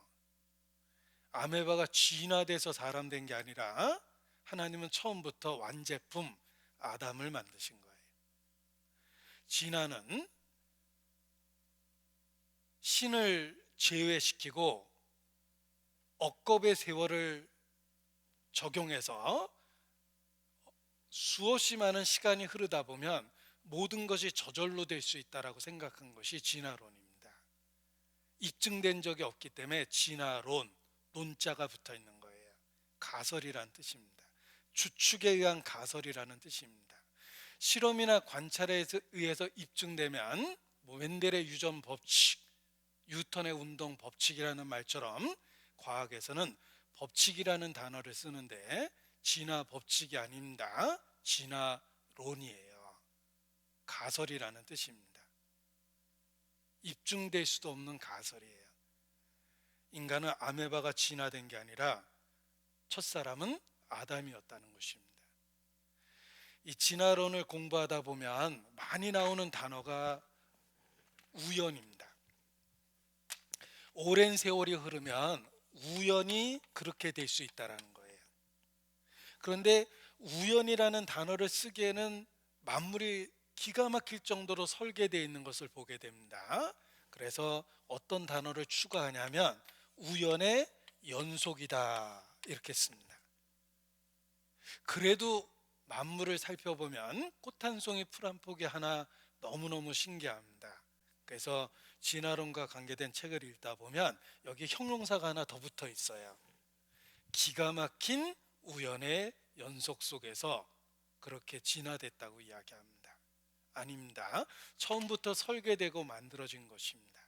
창조주가 계십니다. 사람도 마찬가지예요. 아메바가 진화돼서 사람이 된 게 아니고 처음부터 하나님 형상으로 지은 아담이 있었습니다. 그래서 하나님은 첫 번째 인류 역사의 시작부터 말씀하시는데 그 첫사람 아담부터 시작하시는 겁니다. 자, 아담부터 보겠습니다. 자, 아담의 부인은 어떤 분은 마담이라고 우기는데 마담이 아니라 하와입니다. 아담의 부인은 또 왜 하와일까? 또 다른 말로는 이브라고 표현합니다. 아담이 하와를 처음 만난 그날 틀림없이 이렇게 인사했을 겁니다. How are you? Fine, thank you. And you? 뭐 그래서 하와가 아닐까 이렇게 우기는 사람도 있는데 하와라는 말은 생명이라는 뜻입니다. 자, 첫사람은 아담이었습니다. 제가 읽어드리겠습니다. 아담 셋 에노스 게난 마할랄 야렛 에녹 무드셀라 라멕 노아 셈 함 야벳. 자, 이게 바로 족보라는 겁니다. 이 성경을 공부해 보면 2930여 명의 이름이 나오고 1551곳의 지명이 나옵니다. 수천 명의 사람들의 이름이 언급되어 있습니다. 가장 많은 등장인물이 나오는 책, 전화번호부가 아니고 성경입니다. 성경은 가장 많은 등장인물이 나오는 책이에요. 하나님은 아담부터 구체적으로 인류의 족보를 기록한 겁니다. 자, 저는 달성서가입니다. 제가 달성서가 약봉 할아버지 도의공파 13대 손 오리지널 양반입니다. 잘 모르시는 것 같은데 저희 집안이 대단한 집안입니다. 맘먹으려고 그러면 안 됩니다. 어느 안전이라고 조는 게냐? 제가 옛날 같으면 그렇게 큰 소리치고 설교를 해야 되는데 시대가 좋아져서 자, 아무튼 이 대단한 집안의 족보도 사실 400년 정도밖에 족보가 기록되어 있지 않습니다. 그 이전의 족보는 모르는 거예요. 그런데 성경은 400여 년이 아니라 아담이라는 첫사람부터의 족보를 기록했다는 것입니다. 그리고 더 놀라운 것은 이 수천여 명의 사람들의 이름을 분석해 보면 고대 민족들의 이름, 고대 도시들의 이름과 일치합니다. 실제 역사를 기록했다는 거예요. 그래서 성경이 사실이라는 첫 번째 증거가 바로 고고학이라는 것입니다. 인류는 중동에서 출발했고 중동에서부터 멀어지면 멀어질수록 민족과 국가의 건국 연대가 근대와 가까워집니다. 성경대로 인류는 중동에서 아담으로부터 시작한 것입니다. 넬슨 글룩이라는 저명한 고고학자는 지금까지 고고학적 발굴 작업이 2만 5천 번 있었다고 이야기합니다. 그런데 놀라운 건 성경과 비교했을 때 단 한 번도 틀린 적이 없다라는 거예요.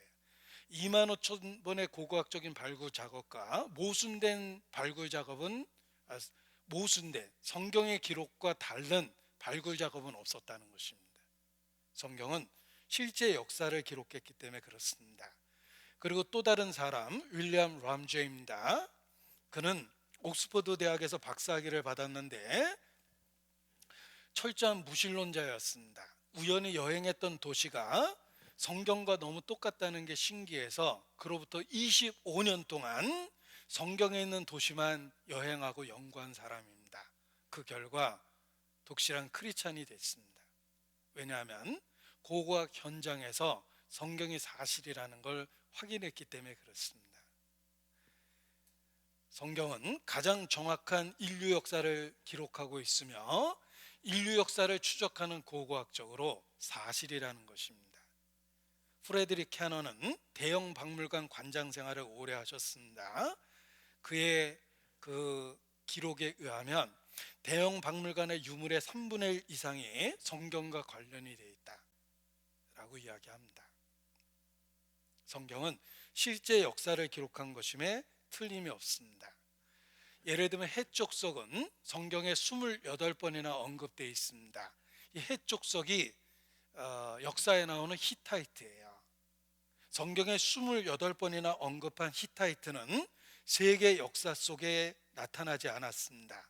그러나 이집트 벽화의 상형 문자로 기록된 해족석에 대한 기록이 발견되면서 해족석에 대한 그 연구가 진행된 결과 한때 지중해로부터 유브라데스 강까지 소아시아의 광활한 지역을 지배한 거대한 제국이었으며 BC 1200년경에 멸망했다는 걸 확인하게 됩니다. 고고학은 그 근대에 이르러서 히타이트의 존재를 알게 되었는데 성경은 이미 수천 년 전에 28번이나 그 히타이트 족속에 대한 언급을 하고 있었다는 것입니다. 그래서 가장 정확한 과거 역사를 담고 있는 책이 바로 성경이라는 것입니다. 성경은 고고학적으로 사실입니다. 자, 고고학이란 오래된 도시를 파들어가면서 과거를 연구하는 것입니다. 테리라고 일컬어지는 언덕지대를 파들어가 보면 이렇게 100년 전, 200년 전, 300년 전 도시들이 차례대로 나타나는데 이러한 발굴 작업이 25,000번 있었고 성경의 기록과 비교했을 때 한 번도 어긋난 적이 없다는 것입니다. 비블리컬 아케러스 뷰는 성서 고고학이라는 뜻이며 고고학의 기본이 될 수 있는 책은 비블리컬, 성경밖에 없다는 것입니다. 그래서 성경과 역사에 대한 탐구라고 되어 있죠. 성경대 고고학, 유적 발굴이 성경의 진정성을 지지한다. 기적의 무대는 정말로 존재했다. 성경은 실제의 역사적 사실에 입각한 것이다. 수많은 고대의 지명들과 민족들의 이름 속에 노아 손자들의 이름이 남아있다. 예를 들면 아수르는 아시아, 야와는 그리스, 붓은 리비아, 엘람은 페르시아, 옛 히브리식 이름이다. 이런 거 확인할 수 있습니다. 흥미로운 성경 본문에 관련한 많은 역사적 자료들이 있다. 성경 기록 사실에 가깝다.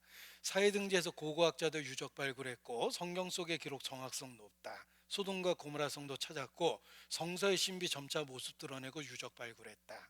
소돔과 고모라 사해 부근에 실존했고 사해 인근에 실제했다. 소돔 고모라 정말 있었다. 로마 대학 발굴 토판 문서에서도 확인했고 구약 성서에 등장하는 에돔 민족의 유적과 유물이 이스라엘에서 대량 발굴되었으며 다윗왕 성서 외적 물적 찾아냈고 모세의 법궤 보관장소 실증 비문도 발견되었으며 구약의 아브라함은 실존 인물로 시리아에서 쏟아진 유물을 분석한 결과 입증했습니다. 뿐만 아니라 이집트에서 요셉의 곡창을 발굴했는데 고고학자들 틀림없다고 확인했고 마태복음 예수 동시대의 작품으로 영국 법정에 올려도 법정 증언으로서의 객관적 요건을 다 갖고 있다라고까지 이야기합니다. 아담도 실제로 있었다. 인류에게 Y형 색채를 유전시킨 아담의 존재를 추적하고 있다. 최초의 생명은 성경대로 흙에서 탄생했고 다윗왕이 쓴 시문도 발견되었으며 이것도 정말 신기합니다. 이게 이제 초기 사진인데 골고다 지역의 초기 사진이에요. 1890년도 한 장 남은 사진입니다. 그런데 골고다라는 말이 해골 모양의 바위라는 뜻이며 예수님이 돌아가신 곳인데 정말 해골 모양의 바위가 있었습니다. 고고학자들은 이 지역의 땅을 매입해서 그 건물을 다 헐어버렸어요. 그랬더니 정말로 해골 모양의 바위가 나타났어요. Incredible find on the 골고다. 골고다 아래에서 믿어지지 않는 발견이 일어났고 해골 모양의 바위가 실제로 있었으며 지금은 관광지로 공개되어 있습니다. 성경의 기록이 너무나 정확했다는 것입니다. 바로 골고다, 예수님이 돌아가신 그곳이에요. 이렇게 해골 모양의 바위가 지금도 있다는 것입니다. 그리고 히스기야에 대한 비석도 발견됐는데 열왕기하 20장에 보면 히스기야가 수로를 만들었답니다. 보십시오.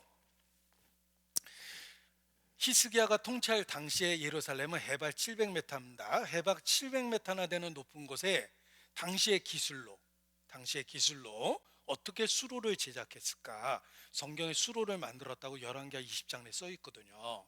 그런데 비석이 발견되면서 그 위치가 확인돼서 파보니까 정말 수로가 있었어요. 성경의 기록이 놀라울 정도로 사실이었던 것입니다. 이것이 바로 히스기야의 수로입니다. 지금 관광지로 공개되어 있습니다. 입구 출구 이렇게 공개가 되어 있어요. 설계도까지 분석이 되어 있죠. 성경의 기록은 놀라울 정도로 사실입니다. 한마디로 고고학적으로 사실입니다. 자, 성경의 사실성을 믿고 큰 부자가 된 사람이 있습니다. 성경의 사실성을 믿고 큰 부자가 된 사람이 있는데 그가 부자가 된 구절이 창세기 14장 10절입니다. 시띵 골짜기에는 역청구덩이가 많았다 라는 이 구절을 록펠러가 읽었어요. 록펠러는 이 구절을 읽으면서 영어 성경입니다. 시띵 골짜기에는 역청구덩이가 많았다고 되어 있죠. Valley of Shittim was full of, 여기 아스팔트라고 되어 있죠.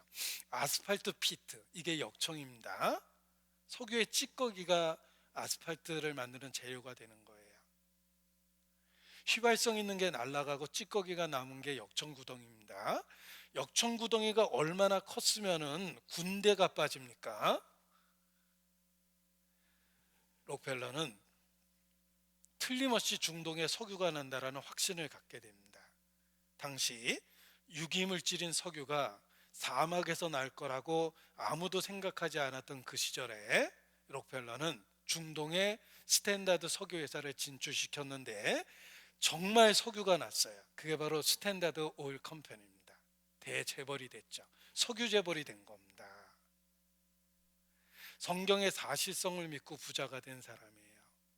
이 이야기는 스탠다드 석유 회사 모든 직원이 잘 알고 있는 이야기입니다. 우리 회장님이 성경 읽다가 부자가 됐대. 그래서 모든 직원들이 성경을 열심히 읽었는데 한 직원이 또 다른 구절을 찾게 됩니다. 그 구절이 바로 출애굽기 2장 3절이었어요. 이 모세 어머니가 갈대 상자를 가져다가 역청과 나무진을 칠했다고 되어 있습니다. 노예였던 모세 어머니가 역청을 갖다가 갈대 상자에 발랐다는 말은 쉽게 역청을 구했다는 뜻이며 주변에 석유가 난다는 뜻입니다. 회사 제한 제도를 통해서 회사에 제출을 했고 회사에서는 찰스 피트수크스라는 지질학자를 현장에 파견했는데 곧 연락을 받게 됩니다. 바로 그곳에서 엄청난 유전지대를 발견했다고 연락을 받게 됩니다. 성경의 사실성을 믿고 큰 부자가 된 사람들의 이야기입니다. 여러분도 성경을 더욱 자세히 읽어보십시오. 언제까지 우리가 이렇게 살 수는 없잖아요. 우리도 부자가 돼야 되니까 열심히 자세히 읽어보시기 바랍니다. 자, 보십시오. 중동을 살펴보면 이스라엘 외에 모든 중동 국가에서 석유가 납니다. 그런데 이스라엘에만 석유가 안 납니다. 중동의 산유국들은 이스라엘에 석유를 한 방울도 안 팝니다. 적성 국가이기 때문에 교역하지 않습니다. 따라서 이스라엘은 석유를 남미라든지 유럽이라든지 멀리서 사올 수밖에 없습니다. 따라서 석유값이 가장 비싼 나라, 전기료가 가장 비싼 나라가 이스라엘이에요. 이스라엘 사람들은 때로 모세를 원망합니다. 약속의 땅을 잘못 찾았다. 그때 좌양자하는 게 아니라 우양우했어야 되는데 하필이면 왜 석유가 안 나오는 땅을 찾았을까? 모세를 원망하기도 했는데 러시아에 있는 유태인 하나가 이민을 왔습니다. 이 사람은 틀림없이 석유가 날 거라는 확신을 갖고 성경을 자세히 읽었어요. 그 사람이 발견한 구절이 있었습니다.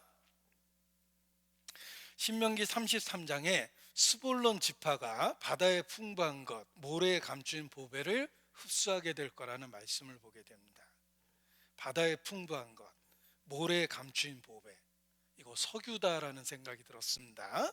스볼론 지파와 관련해서 그리고 아셀 지파와 관련해서는 그 발이 기름에 잠긴다라는 말이 있습니다.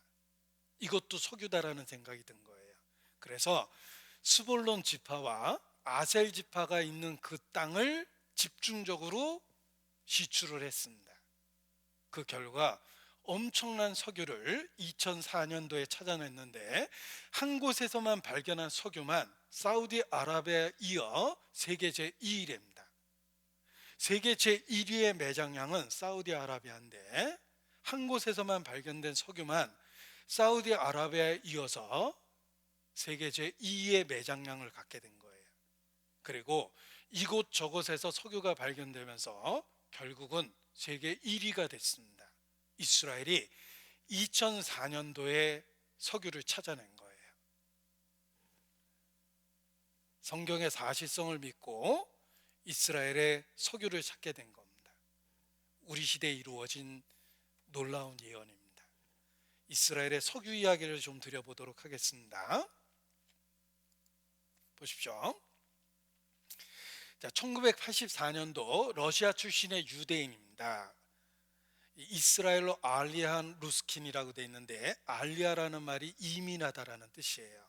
이 루스킨이라는 사람은 지구 물리학을 전공했고, 왜 이스라엘에만 석유가 나오지 않는 걸까? 어딘가 있을 텐데 라고 생각했고, 신명기 33장 스불론 지파와 아셀 지파에 대한 구절 속에서 석유를 발견하게 됩니다. 그리고 그들의 땅 갈릴리 호수와 지중해 사이에 정착한 스불론 지파, 그리고 아코와 하이파 지역에 정착한 아셀 지파의 땅에서 실제 석유를 찾아냈어요. 엄청난 석유를 찾아냈는데 2004년 최대 규모의 유전을 발견하게 됩니다. 사상 최대의 유전을 발견하게 됐다고 그랬죠? 그러면서 여기저기서 바닷속에서까지 찾아냈어요.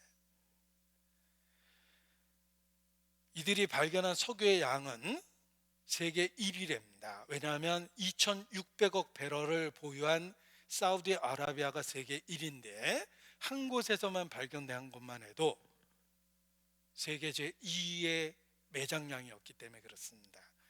그래서 결국은 그 석유 개발을 해서 2019년 지금은 기반 시설을 다 갖췄어요. 2004년도에 발견된 석유, 그리고 기반 시설을 갖춰서 2019년도 비로소 석유를 뽑아내기 시작했습니다.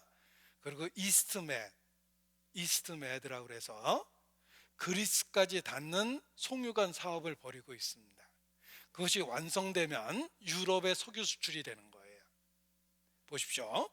유럽은 전통적으로 러시아로부터 천연가스를 들여다가 씁니다. 그런데 러시아가 독점하고 있기 때문에 가끔 횡포를 부리고 그 송유관을 잠굽니다. 정치적으로 갈등이 있을 때마다가 교역 중단을 하는 거예요.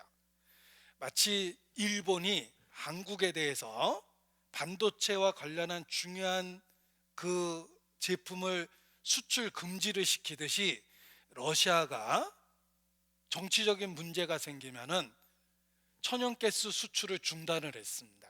그래서 유럽이 러시아에 목맬 수밖에 없었는데 드디어 새로운 공급원을 찾게 된 겁니다. 놀랍게도 이스라엘이에요. 성경의 마지막 전쟁은 러시아와 이스라엘의 전쟁이라고 성경에 예언되어 있습니다. 전쟁할 수밖에 없는 상황이 벌어진 거예요. 우리는 예언의 성취 시대를 살고 있는 것임에 틀림이 없습니다. 자, 아무튼 보십시오. 성경은 고고학적으로 사실이며, 그 사실성을 믿은 사람들이 성경의 기록을 그대로 믿고 그곳에서 석유를 찾아내고,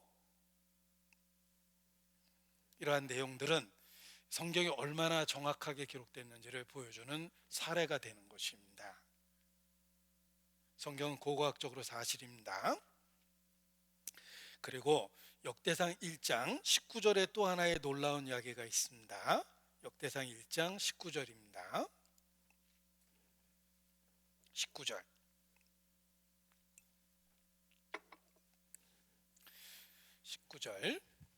에벨은 두 아들을 낳아 하나의 이름을 벨렉이라 하였으니 이는 그때 땅이 나뉘었으며 그 아우의 이름은 욕단이며. 자, 여기 벨렉이 태어나던 시대에 땅이 나뉘어졌다라는 구절이 있습니다. 벨렉이 나뉘어진다는 뜻입니다. 창세기 1장을 보면 처음에 세상을 만드셨을 때 천하의 물을 한 곳으로 모아 바다라 칭하시고 드러난 육지를 땅이라 칭하셨습니다. 그 땅이 단수예요. 그런데 벨렉이 태어나던 시대에 그 땅이 나뉘어져서 지금은 5대양 6대주가 됐습니다. 원래 땅은 한 덩어리였다고 성경에 기록되어 있는데 우리 시대의 지질학자들은 이 땅이 한 덩어리라는 걸 확인을 했습니다. 어떻게 확인했나 보세요. 이것은 KBS 뉴스 자료 화면입니다. 원래 지구가 이렇게 생겼어요. 그런데 벨렉이 태어나던 시대에 땅이 나뉘어진 겁니다. 지금과 같은 모습이 된 거예요. 컴퓨터 그래픽으로 맞춰보면 다시 한 덩어리로 딱 들어맞습니다. 벨렉이 태어나던 시대에 이렇게 나뉘어진 거예요. 자, 여기가 인도 대륙입니다. 인도 대륙이 떠다니다가 아시아 대륙하고 이렇게 붙어버린 거예요. 이 붙은 경계선이 히말라야 산맥입니다. 그래서 그런 독특한 지형이 생긴 것입니다. 인도 대륙이 떠다니다가 아시아 대륙하고 만나서 부딪힙니다. 부딪혀서 높이 솟아나게 되죠. 가장 높이 솟아오른 부분이 8,848m까지 솟았고 거기가 에베레스트 정상이 되는 겁니다. 여기 부위가 바로 히말라야 산맥이 되는 거예요. 원래 한 덩어리였던 지구가 갈라졌다는 것입니다. 지금은 교과서에도 나와서 이걸 판구조론이라든지 대륙이동설이라든지 이렇게 표현하는 것입니다. 한 덩어리였던 지구가 갈라졌다. 판구조론, 대륙은 천천히 이동하고 있다. 이 땅이 한 덩어리였다는 것입니다. 그래서 지금도 벌어지고 있습니다. 땅이 움직인다. 이게 이제 벌어지고 있는데 벨렉이 태어나던 시대 땅이 나뉘어졌고 세상이 나뉘었습니다. 주께서 땅을 진동시키사 갈라지게 했다라고 되어 있습니다. 실제로 이쪽 남미 대륙을 오려서 아프리카에 붙여보면 딱 들어맞습니다. 원래 한 대륙이 갈라졌다는 게 맞는 거예요. 그래서 지층의 구조가 시루떡을 잘랐을 때 좌우의 모양이 똑같듯이 지층의 구조가 똑같다는 걸 발견하게 됩니다. 수심의 차이에 의해서 변화가 생겨서 그렇지 원래는 한 덩어리가 갈라진 것임에 틀림이 없다고 이야기합니다. 자, 성경에는 벨렉이 태어나던 시대 땅이 나뉘어졌다고 되어 있습니다. 그런데 우리 시대에 확인해 보면 원래 한 덩어리의 땅이 5대양 6대주로 나뉘어진 게 틀림이 없습니다. 이렇게 말씀하실 수 있는 분도 바로 하나님 한 분이십니다. 창조주기 때문에 과거에 무슨 일이 있었는지를 정확하게 우리에게 말씀해 주신 것입니다. 자, 원래 한 덩어리였던 땅과 관련해서 이스라엘에 대한 이야기가 있습니다. 보십시오. 성경의 마지막 때에 이스라엘에 예수님이 재림하시면 감람산이 한가운데가 동서로 갈라진다고 되어 있어요. 예수님은 감람산에서 승천하셨고 감람산에 재림하십니다. 그 감람산에 돌아오실 때 감람산이 동서로 갈라져 매우 큰 골짜기가 된다라고 기록되어 있습니다. 그런데 놀라운 사실이 있습니다. 감람산 지하를 보면 지판의 경계선이랍니다. 갈라질 수 있는 구조를 갖고 있기 때문에 거기에 대형 호텔 건축허가를 내주지 않습니다. 왜냐하면 지진이 나면 무너질 수 있는 지판의 경계선이라고 이야기합니다. 그런데 성경에는 예수님이 재림하실 그때 감람산이 동서로 갈라진다고 되어 있습니다. 그래서 동서로 갈라질 때 유다 왕 우시야 때 지진을 피하여 도망하던 것과 같이 큰 지진이 날 거라고 말씀을 하셨습니다. 자, 그런데 이스라엘이 아주 특별한 나라라는 걸 여기 좀 설명을 해보겠습니다. 마지막 때 예루살렘이 지진으로 갈라진다고 그랬죠? 감람산이 동서로 갈라지고 남북으로 이렇게 분리되는 것입니다. 자, 이스라엘이 어디 있는지 찾아보십시오. 세상 중앙 여기 있습니다. 요 세상 중앙이라고 하는 이스라엘이 여기 있는데, 지진이 나는 걸 빨간 점으로 찍었을 때 이스라엘은 지진이 잘 안 났습니다. 하나님이 지켜주고 있기 때문에 그래요. 보십시오. 여기 이스라엘이 있는 지역을 확대해 보면 아프리카, 아라비아, 유라시아 3대 지판의 경계선이라는 걸 알 수가 있습니다. 이 경계선에 딱 이스라엘이 있어요. 그러니까 어디서 지진이 나도 이스라엘은 지진이 날 수밖에 없어요. 경계선이니까. 그런데 왜 이스라엘에 지진이 안 납니까? 확대해 보겠습니다. 아프리카, 아라비아, 유라시아 3대 지판의 경계선에 이스라엘이 있죠. 지진이 나야 되는데 이스라엘이 독립한 이후 한 번도 지진이 없었답니다. 정말 하나님이 지켜준 거예요. 그런데 이 지판의 경계선을 잘 보십시오. 확대해 보겠습니다. 이 푸른색이 사해바다예요. 사해바다 옆을 지판의 경계선이 지나가고 있으니 예루살렘 감람산을 지나가는 거예요. 감람산 밑에가 지판의 경계선이라는 겁니다. 성경은 거기가 갈라진다고 돼 있어요. 그러니까 무서울 정도로 성경이 정확하게 기록됐다, 이렇게 이야기하는 것입니다. 예수님이 감람산에 재림할 때 동서로 갈라진다고 돼 있습니다. 그리고 그곳에서 생수가 터진다고 돼 있는데 예루살렘은 해발 700m이기 때문에 생수가 터지는 게 불가능합니다. 그런데 생수가 터진다고 성경이 예언되어 있습니다. 그런데 놀라운 건 우리 시대에 이스라엘의 생수가 터지고 있어요. 예루살렘에서. 그래서 아랍 사람들이 불길하다고 물줄기를 찾아서 모타를 대놓은 거예요. 아랍 사람들은 불길한 징조로 본 거예요. 마지막 때 예수님이 감람산에 재림하면 감람산이 동서로 갈라집니다. 지질학적으로 그곳의 지판의 경계선이 밑으로 지나갑니다. 섬뜩하죠? 게다가 생수가 터진다고 돼 있는데 우리 시대 예루살렘 해발 700m 그 높은 곳에 생수가 터지고 있습니다. 우리 시대가 마지막 시대이기 때문에 이렇게 성경의 예언이 문자 그대로 성취되는 것입니다. 끝으로 사람이 무엇인지를 찾아보도록 하겠습니다. 창세기 1장 27절입니다. 드디어 사람이 무엇인지를 배워보도록 하겠습니다. 창세기 1장 27절. 창세기 1장 27절. 하나님이 자기 형상 곧 하나님의 형상대로 사람을 창조하시되 남자와 여자를 창조하시고. 보십시오. 하나님이 사람을 어떻게 지으셨냐면 자기 형상, 하나님의 형상으로 지었답니다. 인간은 아주 특별한 존재입니다. 하나님의 형상으로 지음을 받은 아주 특별한 존재예요. 지구도 그렇습니다. 우주에 모래알 같은 많은 별이 있는데 지구는 아주 특별합니다. 지구에만 사람이 살 수 있는 절대적인 조건이 있기 때문에 그렇습니다. 그래서 창세기를 살펴보면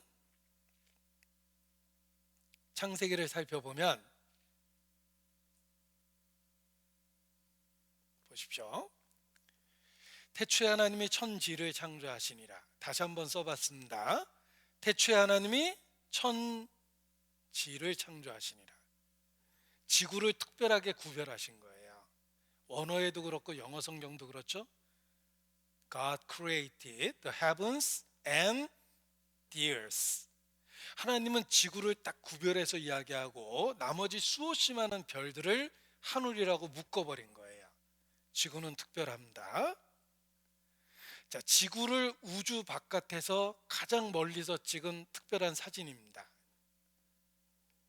지구를 멀리 우주선을 띄워놓고 지구를 딱 찍으니까 작은 점처럼 보였던 거예요. 수없이 많은 별들 중에 지구는 아주 특별하다는 거예요.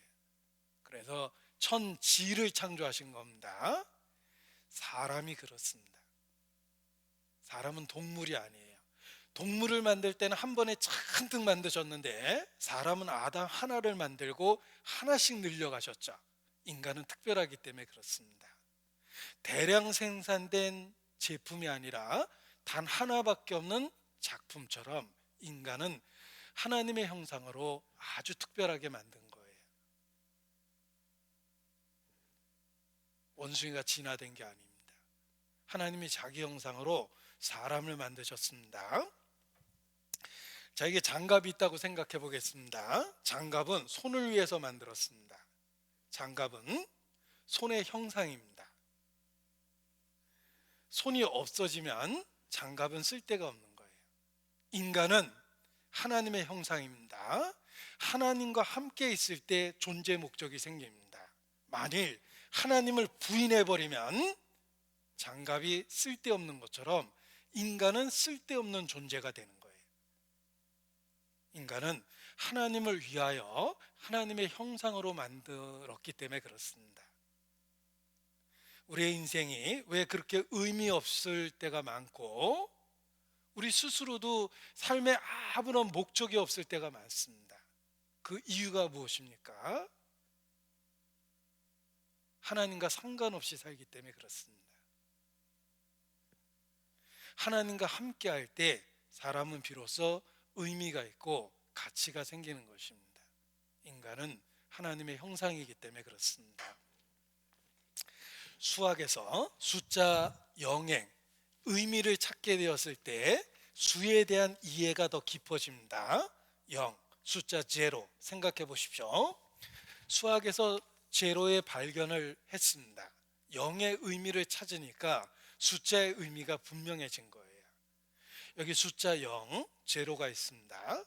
하나 더 써보겠습니다. 하나 더 써보죠. 몇 개 더 써보겠습니다.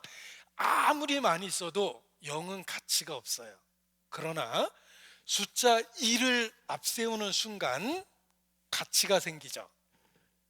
따라서 0은 죽으나 사나 1을 붙들고 살아야 돼요. 1이 있어야지만 가치가 생기고 목적이 생기는 겁니다. 인간이 그렇습니다. 사람은 하나님을 부정하고 아무리 살아도 삶의 의미가 없습니다. 하나님의 형상이기 때문에 하나님을 앞세울 때 비로소 삶의 의미가 생기고 가치가 생기고 목적이 생기는 겁니다. 따라서 0이 숫자 1을 붙잡아야 하듯 우리는 하나님을 붙잡아야 됩니다. 그대 없이는 못 살아 나 혼자서는 못 살아 이런 노래는 0이 1에게 바치는 노래예요. 0은 1을 붙들고 살아야 돼요. 당신 없이는 못 산다고. 인간은 하나님을 붙들고 살아야 됩니다. 하나님 없이는 삶의 의미나 가치가 없어지기 때문에 그렇습니다. 사람은 하나님의 형상입니다. 생각해 보십시오. 자기 심장을 이 순간 스스로 뛰게 하는 사람은 없습니다. 우리는 스스로 존재하는 게 아니라 하나님이 호흡을 주셔서 매일의 삶을 살고 있는 존재예요. 하나님이 호흡을 주셔야 돼요. 자기 심장을 스스로 뛰게 할 수 없다라는 것은 인간의 위치를 깨닫게 해주는 겁니다. 하나님이 호흡을 주셔야 됩니다.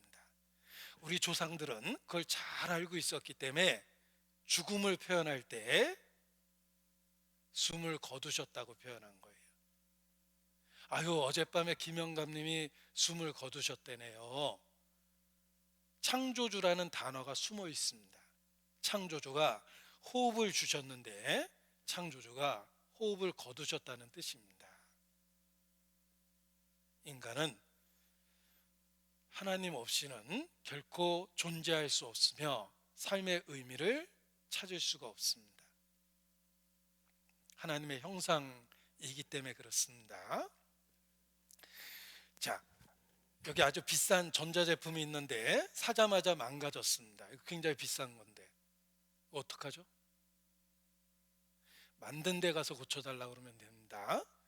어떤 분은 삼성 거를 LG 가서 고쳐달라고 떼쓰는데 그러면 안 됩니다.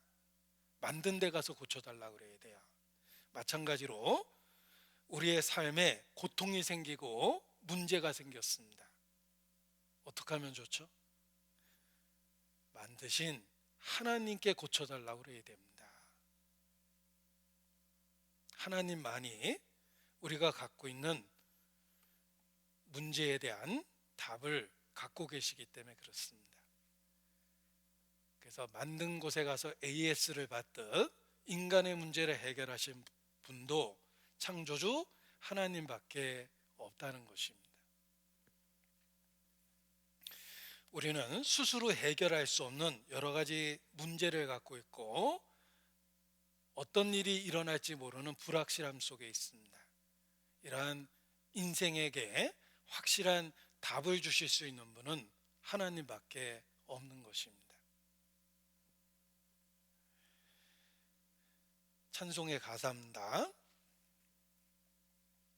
인생길 험하고 마음 지쳐 살아갈 용기 없어질 때, 가사를 생각해 보십시오.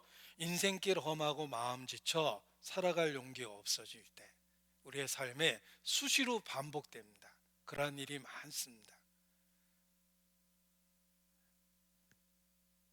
내가 살면서 이렇게 스위치를 돌려서 죽을 수만 있었다면 이미 여러 번 스위치를 돌릴 뻔한 그런 일들이 우리 인생 속에 누구든지 있습니다. 앞으로도 있을 거예요. 하나님 없이 용케 지금까지 잘 버틴 겁니다. 우리가 갖고 있는 문제를 해결해 줄 수 있는 분은 창조주 하나님밖에 없습니다. 그래서 그 찬송 가사 다음 가사에 답이 있는 거예요. 인생길 험하고 마음 지쳐 살아갈 용기 없어질 때 어둠에 앉아서 울지만 말고 예수님 품으로 나오시오.